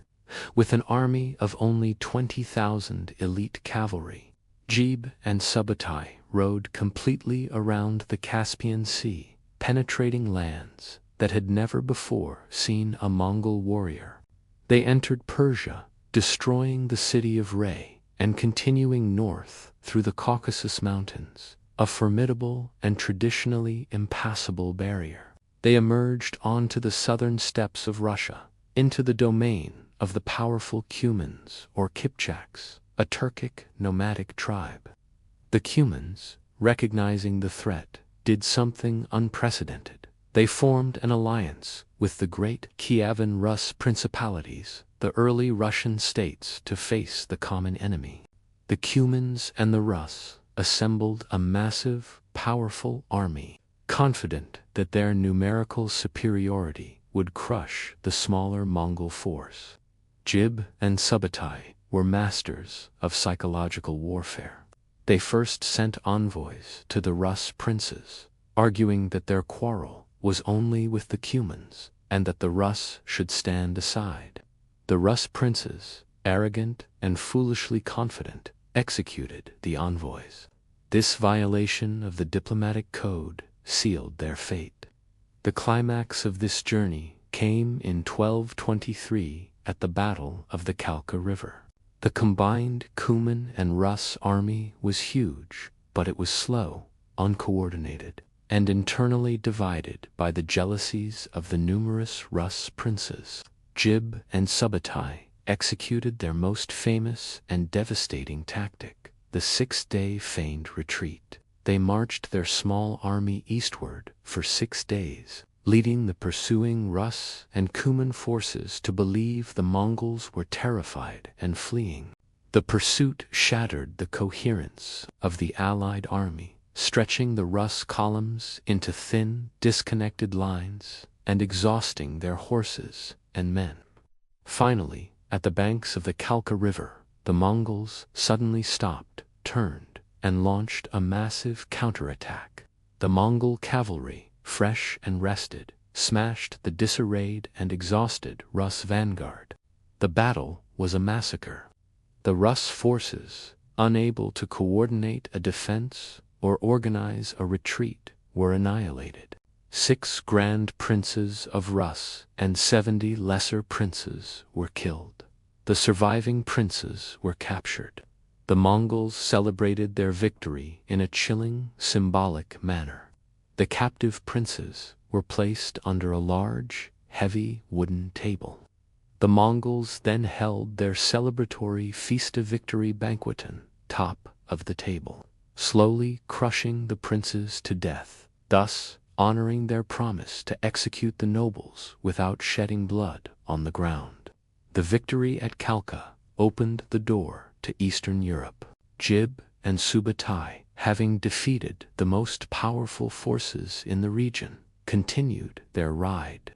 They skirted the Black Sea, attacked the cities of the Volga Bulgars, and then, having scouted the entire perimeter of the settled world, they rode back home to Genghis Khan, bringing back detailed military intelligence on every kingdom and army they had encountered.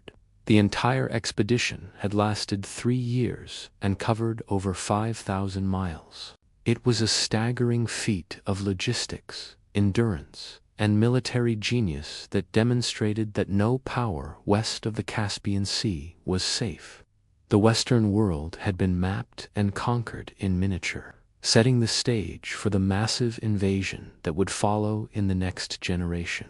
Following the successful annihilation of the Khwarezmian Empire and the incredible reconnaissance mission by Jib and Subutai, Genghis Khan began the long journey home in 1224.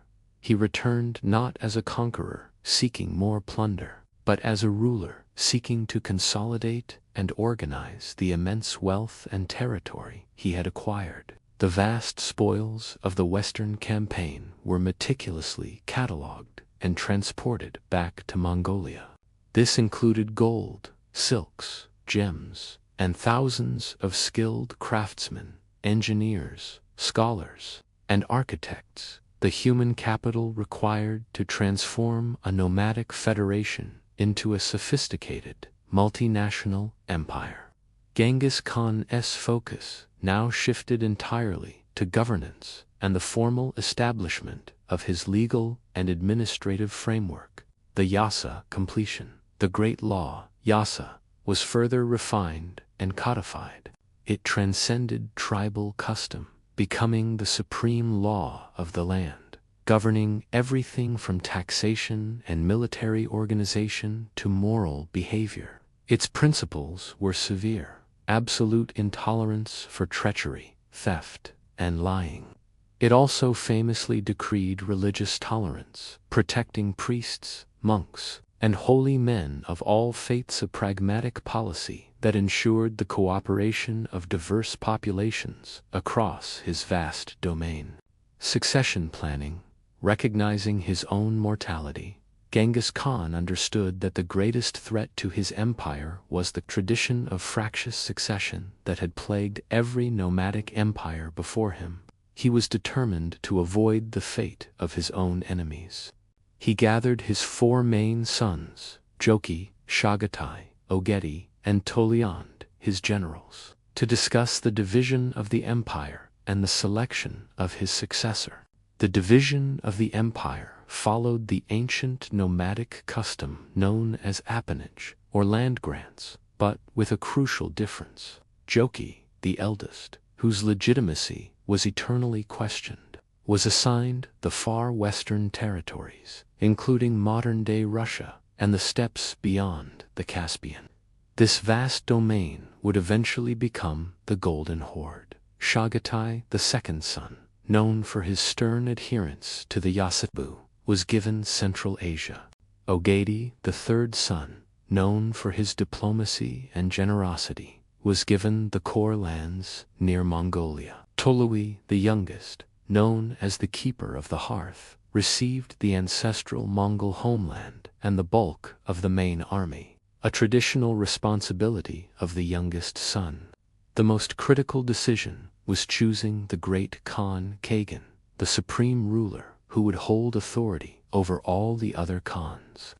Genghis Khan, after much deliberation and witnessing the frequent quarrels between his sons, chose Ogeddi as his successor. Ogeddi was seen as the most balanced and diplomatic, the one most likely to hold the ambitious brothers together. This decision, selecting a successor before death, was a revolutionary step toward stability. However, the question of Joki's legitimacy flared into an open quarrel. Chagatai, in particular, publicly challenged Joki's parentage, reigniting the old wound. This tension was a chronic, silent curse that Genghis Khan never fully healed. In a twist of fate, Joki died suddenly while hunting in 1226, predeceasing his father, thus preventing a potentially immediate civil war upon the great Khan's death. Despite the intense focus on internal affairs, external threats were rising again.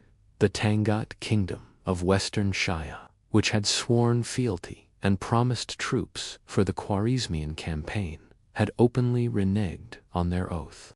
The Tangut king saw the Mongols preoccupied with the West and used the opportunity to withdraw his allegiance, famously stating he feared the fury of his own subjects more than the anger of the distant Mongol Khan.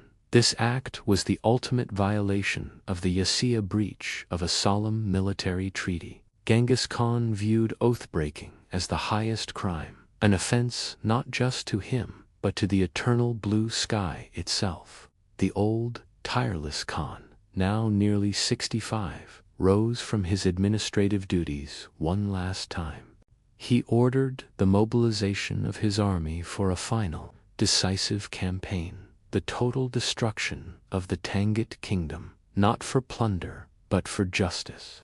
The campaign against the Tangut Kingdom, launched in 1226, was the last military endeavor of Genghis Khan's life.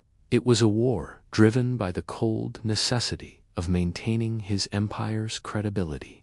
Every future vassal state needed to understand that the breaking of a treaty with the great Khan meant absolute, irreversible annihilation. The Tangut were fiercely determined to resist, but their armies were no match for the disciplined Mongol machine. Genghis Khan led his forces personally, showing the strategic brilliance and unwavering resolve of his prime. He systematically crushed every Tangut city that resisted, forcing the garrisons to surrender, only to be absorbed or eliminated according to the laws of war he had established. In the midst of this relentless campaign, fate intervened. During a final major offensive in the late summer of 1227, the official accounts record that Genghis Khan was mortally wounded in a riding accident. He fell from his horse, already weakened by age and the hardships of the campaign, and sustained internal injuries that swiftly proved fatal. However, the details surrounding his death are deliberately obscured and shrouded in the deep, protective secrecy that the Mongol inner circle always maintained. Other, less official accounts persist, whispering of different, more dramatic endings. One popular legend suggests he was wounded by an arrow during the siege of a major Tangut city. A more intimate and popular account whispers that he died at the hands of the captured Tangut queen Kurba, who, after being taken into his tent, stabbed him to avenge her people and then drowned herself. Regardless of the specifics, the official account was maintained for absolute political reasons. Genghis Khan, the universal ruler, died peacefully from a simple fall while still campaigning and winning, not by the hands of an enemy. What is certain is that the great Khan died in August 1227, while his armies were still besieging the final Tangut capital. the moment of his death triggered to immediate and absolute commands that underscored the sheer discipline of the Mongol Empire. Absolute secrecy. His death was instantly and rigorously hidden from the world. The army continued the siege, maintaining absolute silence, so that no enemy, particularly the besieged Tangut, would know that the great Khan had passed. This was done to prevent any outbreak of rebellion or renewed defiance. Genghis Khan's final order was to complete the destruction of the Tangut capital upon its surrender, and to carry out the total annihilation of the Tangut royal line and its people. This final, merciless act was the brutal fulfillment of his vow against oath-breaking. The final Tangut city fell, and the entire kingdom was wiped from the map, its culture and language forever shattered, a testament to the terrible price of defying the Yassa. The body of the universal ruler was then transported in deep secrecy back to his homeland in Mongolia for burial. The journey was itself an act of extreme ritual and terror. The route taken by the funeral procession was sealed, and every person, animal, or object that encountered the procession was executed by the escorting guard.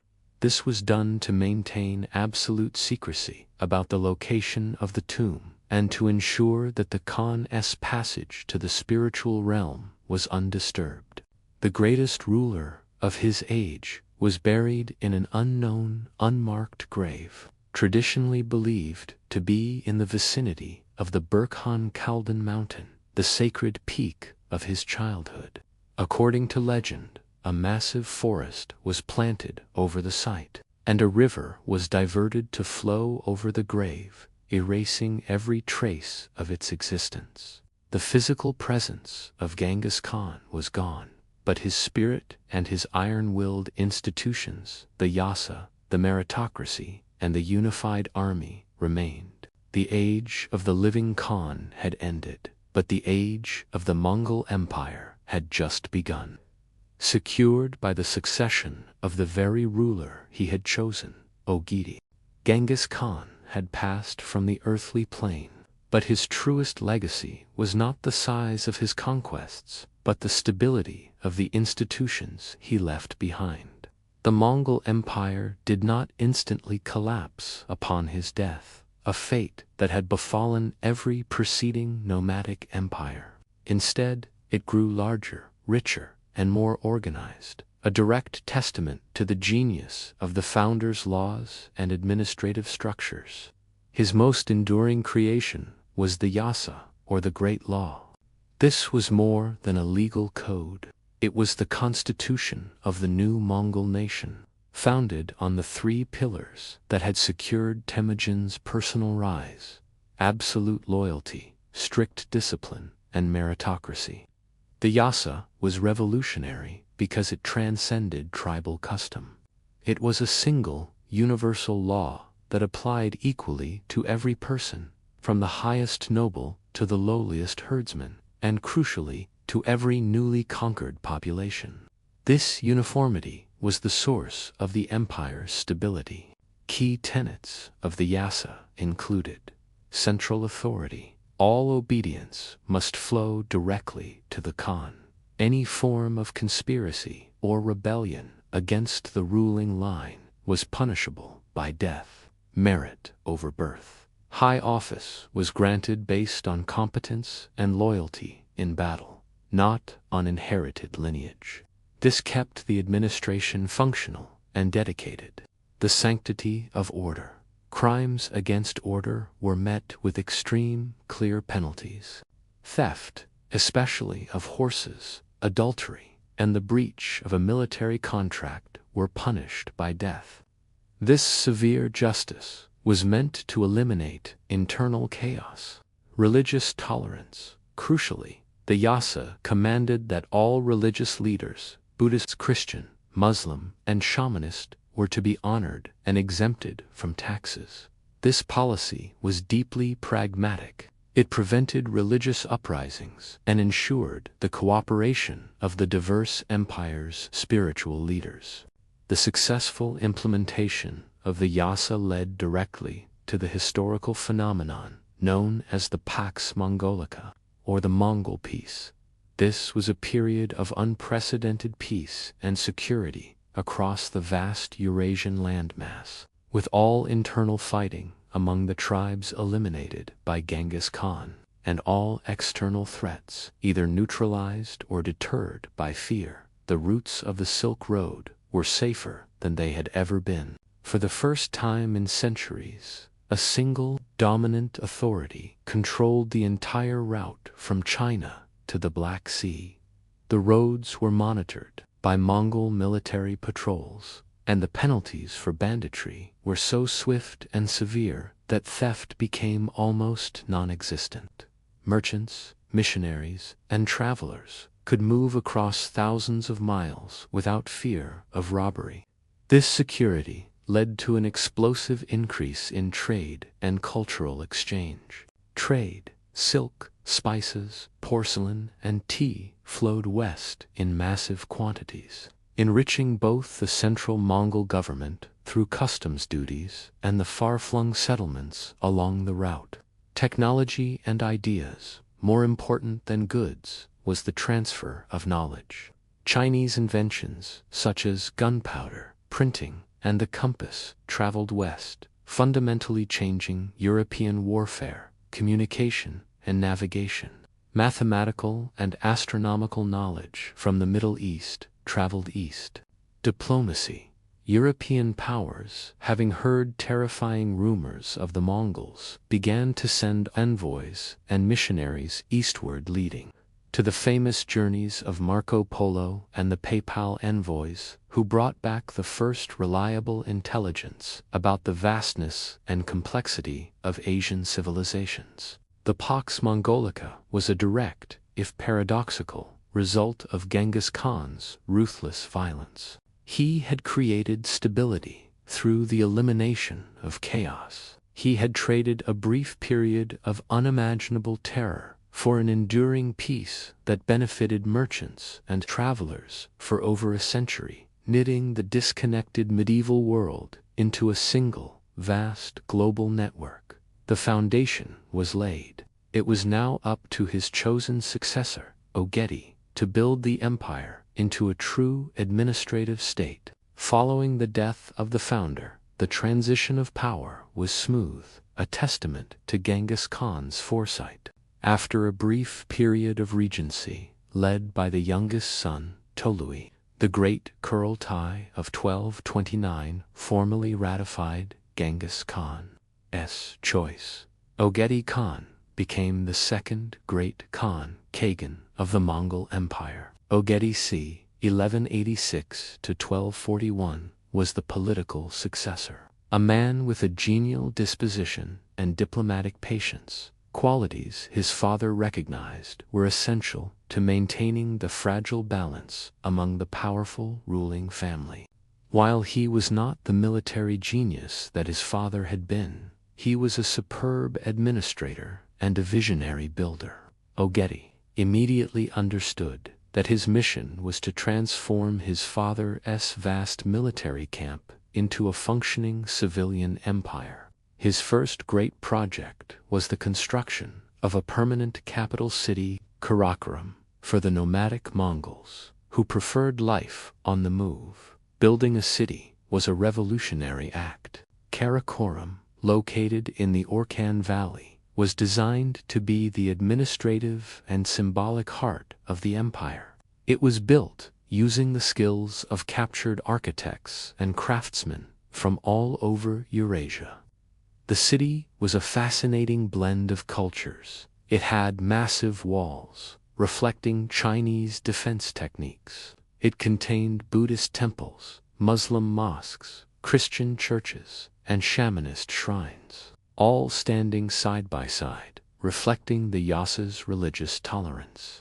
It housed treasuries, government offices, and barracks for the imperial guard, tribute, and diplomatic embassies from across the known world. It was a visible, tangible symbol of the empire's permanence and centralization. Beyond the capital, Ogedei instituted a series of crucial administrative reforms. Fixed taxation system. He standardized the chaotic system of tribute and plunder by establishing a regular, predictable system of taxation. This allowed the central government to finance its projects and brought stability to the lives of conquered peoples, who preferred a known tax burden to endless raiding. The imperial postal relay system, Yam Ogedei, perfected the Yam system, a network of post relay stations spanning the entire empire. At every station, riders could find fresh horses, food, and lodging. This system allowed government messages to travel thousands of miles in a matter of days of speed unmatched until the invention of the telegraph. The Yam was the nervous system of the empire, allowing the great Khan to maintain control over his vast domains and move troops rapidly when needed. Expansion of the bureaucracy. He employed Uyghur scribes and officials to translate and manage administrative affairs, transforming the oral tradition of the Yassa into detailed written records, essential for governing sophisticated societies like those in China and Persia. Ogedei also honored his father's tradition of expansion, launching two major new campaigns. The final destruction of the Jin in 1234. Ogedei successfully completed the conquest of the Jin dynasty, which his father had only begun. The Jin emperor committed suicide, and the entire kingdom of northern China was incorporated into the Mongol Empire, providing immense wealth and agricultural land.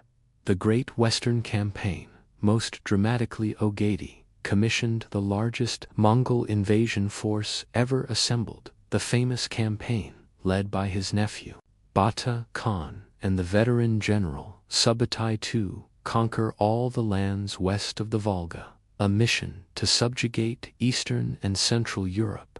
Ogedei Khan's reign was the pivot point. He transformed the fearsome, destructive force of his father into a stable, multinational, and interconnected superpower. He was the great administrator who built the cage that held the world, a feat that rivaled his father's initial conquest. The Great Western Campaign, commissioned by Ogedei Khan in 1236, was the most distant and spectacular military operation of the Mongol Empire. It was not led by the great Khan himself, but by his nephews and generals, chief among them, Bata Khan, the son of the late Joki, and the 70-year-old master strategist, Subutai, Bahadurutha general, who had ridden around the Caspian Sea 20 years earlier. This invasion force, often estimated to be around 150,000 warriors, was commanded by the most experienced generals of the Mongol army. Its mission was to complete the reconnaissance of 1223 and bring all the lands west of the Volga River into the Mongol sphere. The campaign began with the total destruction of the remaining nomadic people of the Russian steppe, particularly the Cumans, who were annihilated or fled west into Hungary. The Mongols then turned their attention to the disunited Rus principalities.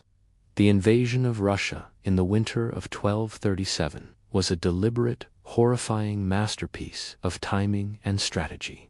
The Rus armies, accustomed to fighting during the spring and summer, believed the vast, frozen rivers and snow-covered forests were impassable to a large army. Subutai proved them fatally wrong. The freezing cold was an advantage to the nomadic horsemen, allowing them to use the frozen rivers as icy highways, bypassing the difficult swamps and forests that usually protected the cities. City after city fell in rapid succession.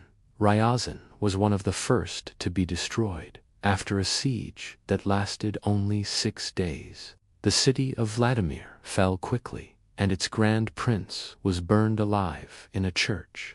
The legendary defense of Kozelsk lasted for 7 weeks, earning it the Mongol nickname of the City of Woe. and the defenders were shown no mercy upon its fall. The ultimate prize in the east was Kiev, the ancient and spiritual capital of the Rus people. In 1240, after a successful siege, Kiev was utterly destroyed, its population slaughtered, its churches desecrated, and its strategic importance eliminated. The fall of Kiev marked the effective subjugation of the entire Russian domain. But the Mongols did not stay. They established a system of heavy tribute and vassalage, a cruel and debilitating period of domination known as the Tatar yoke, which would last for centuries. The campaign then moved into Central Europe. Subutai, always planning 3 steps ahead, devised a complex strategy to prevent the fragmented kingdoms of Europe from uniting. He divided his forces into 3 main prongs for a synchronized assault. One force moved north, aiming for Poland and the German territories.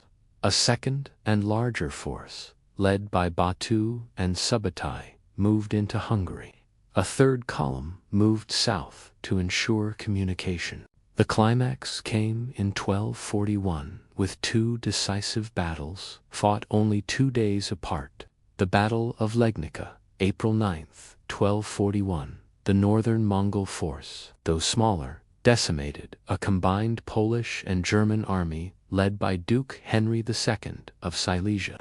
The Mongols deployed their favorite tactic, the feigned retreat, luring the heavier European knights into a chaotic pursuit before turning and annihilating them with volleys of arrows. The Battle of Mohi, April 11, 1241. The main Mongol force, led by Batu and Subutai, utterly crushed the massive Hungarian royal army, led by King Bela IV. Subutai's strategy was brilliant. A feigned retreat drew the Hungarians across the river Sayo, while a surprise night crossing by a flanking force destroyed the Hungarian camp. The way into Central and Western Europe was wide open. The Mongol armies ravaged Hungary, reaching the Adriatic Sea, and scouts were seen nearing the borders of Austria and Venice. Fear gripped Europe. The continent was convinced that the apocalypse had arrived, that the forces of the Antichrist had been unleashed from the east. The fate of Europe seemed sealed. But then, in a dramatic twist of history, the Mongol forces suddenly halted and withdrew.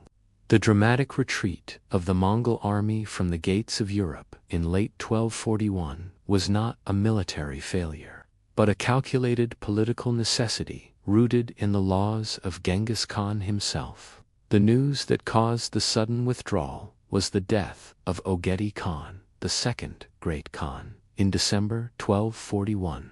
According to the Yassa and the laws of the Kurultai, upon the death of the Great Khan, all princes of the blood including Batu Khan, the commander of the Western forces, were required to immediately cease all military operations and return to the Mongol homeland for the election of the new Great Khan. This election, the succession Kurultai, was the highest legal and religious duty. The immense invasion force, which was on the verge of conquering Vienna and Venice, obeyed the command instantly. The armies halted their devastating advance and began the long ride back to Karakorum. The obedience of the Mongol princes, even at the peak of their conquests, was the ultimate testament to the organizational genius and the absolute authority of the law established by Genghis Khan. Europe was saved, not by its armies, but by the Mongol constitution. Though Genghis Khan died before the invasion of Europe, the campaign was the final, inevitable fulfillment of his vision to conquer all the nations that dared stand against the eternal blue sky. The Western campaign left a profound, lasting legacy, shaping the world in 3 key ways. The rise of Muscovy, the destruction of Kievan Rus, shifted the balance of power permanently. The city of Moscow, initially a minor principality, learned to survive and even thrive under the Mongol yoke. by becoming a loyal tax collector for the Khans. This position allowed Muscovy to accumulate power and wealth slowly, laying the groundwork for the future emergence of the Russian state. The formation of the Golden Horde, Batu Khan never truly returned to the ancestral homeland. Instead, he established the Khanate of the Golden Horde in the vast steppes of Russia. This successor state of the Mongol Empire would rule over the Russian principalities for 2 centuries, permanently isolating Russia from the European Renaissance and the Age of Enlightenment, forcing its distinctive historical path. Opening the world, the terror of the Mongol invasion quickly gave way to the stability of the Pax Mongolica. The destruction of the Khwarezmian Empire and the opening of the Russian steppe linked the far corners of the world. The fear of the Mongols forced Europeans to finally look east, leading to the exchange of technologies, diseases, and cultures that accelerated global transformation. The world Genghis Khan left behind was smaller, more interconnected, and far more dynamic than the one he was born into. Genghis Khan's life story is a narrative of contradiction. He was the most destructive military figure in history, responsible for the deaths of millions. Yet he simultaneously created an empire that guaranteed peace, religious tolerance, and the movement of goods and ideas across 2 continents. He was a champion of meritocracy, who destroyed aristocracy and created a legal system, Yassa, that brought stability to a continent defined by chaos. The empire he built continued to function under his successors for decades, expanding into Persia, the Middle East, and southern China, reaching its maximum extent under his grandson Kublai Khan. But all subsequent conquests, all the terror and all the order, flowed from the single, driving ambition of the abandoned boy named Temujin. He was the founder of a unified nation, the great commander, the lawgiver. He was, and remains, the universal ruler. We have journeyed with Temujin from the desolate steppe of his abandonment, through the crucible of betrayal and war, to his final resting place, a secret, unmarked tomb beneath the revered Berken-Kaldon. We have witnessed his transformation from a hunted orphan into Genghis Khan, the universal ruler whose shadow stretched across Eurasia. Genghis Khan's life from 1162 to 1227 fundamentally altered the trajectory of world history. His historical footprint is immense, yet the man himself remains an enigma, carefully concealed by the absolute secrecy of the Mongol chroniclers. The truth of the man lies in the powerful, often contradictory, forces he harnessed and unleashed. He was a man driven by 2 absolute, intertwined motivations: order and justice. The world he inherited was one of chaotic, endless tribal feuding, betrayal, and violence, a world where his father was poisoned and his wife was stolen. Genghis Khan believed this chaos was an offense to the eternal blue sky, Kik, Tengri, the ultimate deity that had chosen him. His unification of the Mongols, the subjugation of the steppe, and the destruction of the Khwarezmian Shah were all acts intended to replace this chaos with a singular, iron-willed order. His genius lay not in mere fighting, but in organization. He understood that the weakness of all empires before him was their reliance on tradition and inherited privilege. He replaced the old ways with 3 structural pillars that endure as his greatest legacy: meritocracy, the core belief that a man's worth was based on his skill and loyalty, not his lineage.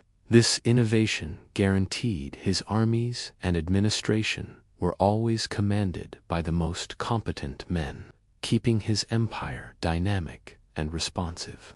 Discipline, the absolute adherence to the Yassa, which provided a stable, predictable framework for law, warfare, and administration. This discipline made the Mongol army the most effective fighting force of its era. Logistics, the refinement of the Yam postal system, and the supply chain, which allowed his armies to move with unparalleled speed and coordination across vast, inhospitable distances, turning the greatest challenge of the steppes sizing to his greatest weapon. The destructive fury he unleashed, the erasure of cities like Merv and Urgench, was not random. It was calculated terror. It was a form of psychological warfare intended to demonstrate the absolute price of resistance, ensuring that future cities would surrender instantly, saving his army the cost of a long siege. In a paradox, the Khan's initial terrifying violence paved the way for the prolonged stability of the Pax Mongolica.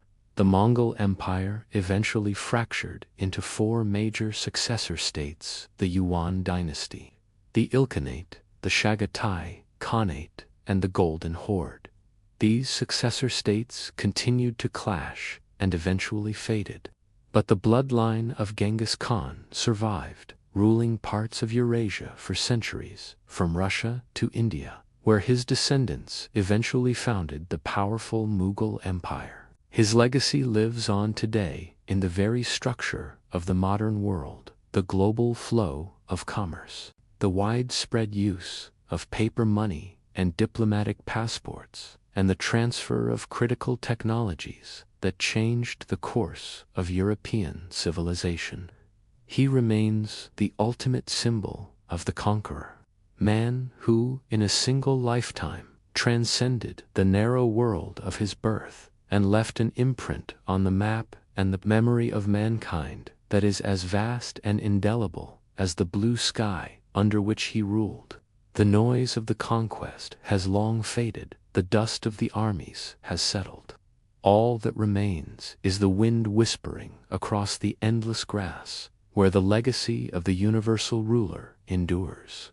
Now, may the peace of the quiet steppe settle upon you. Good night.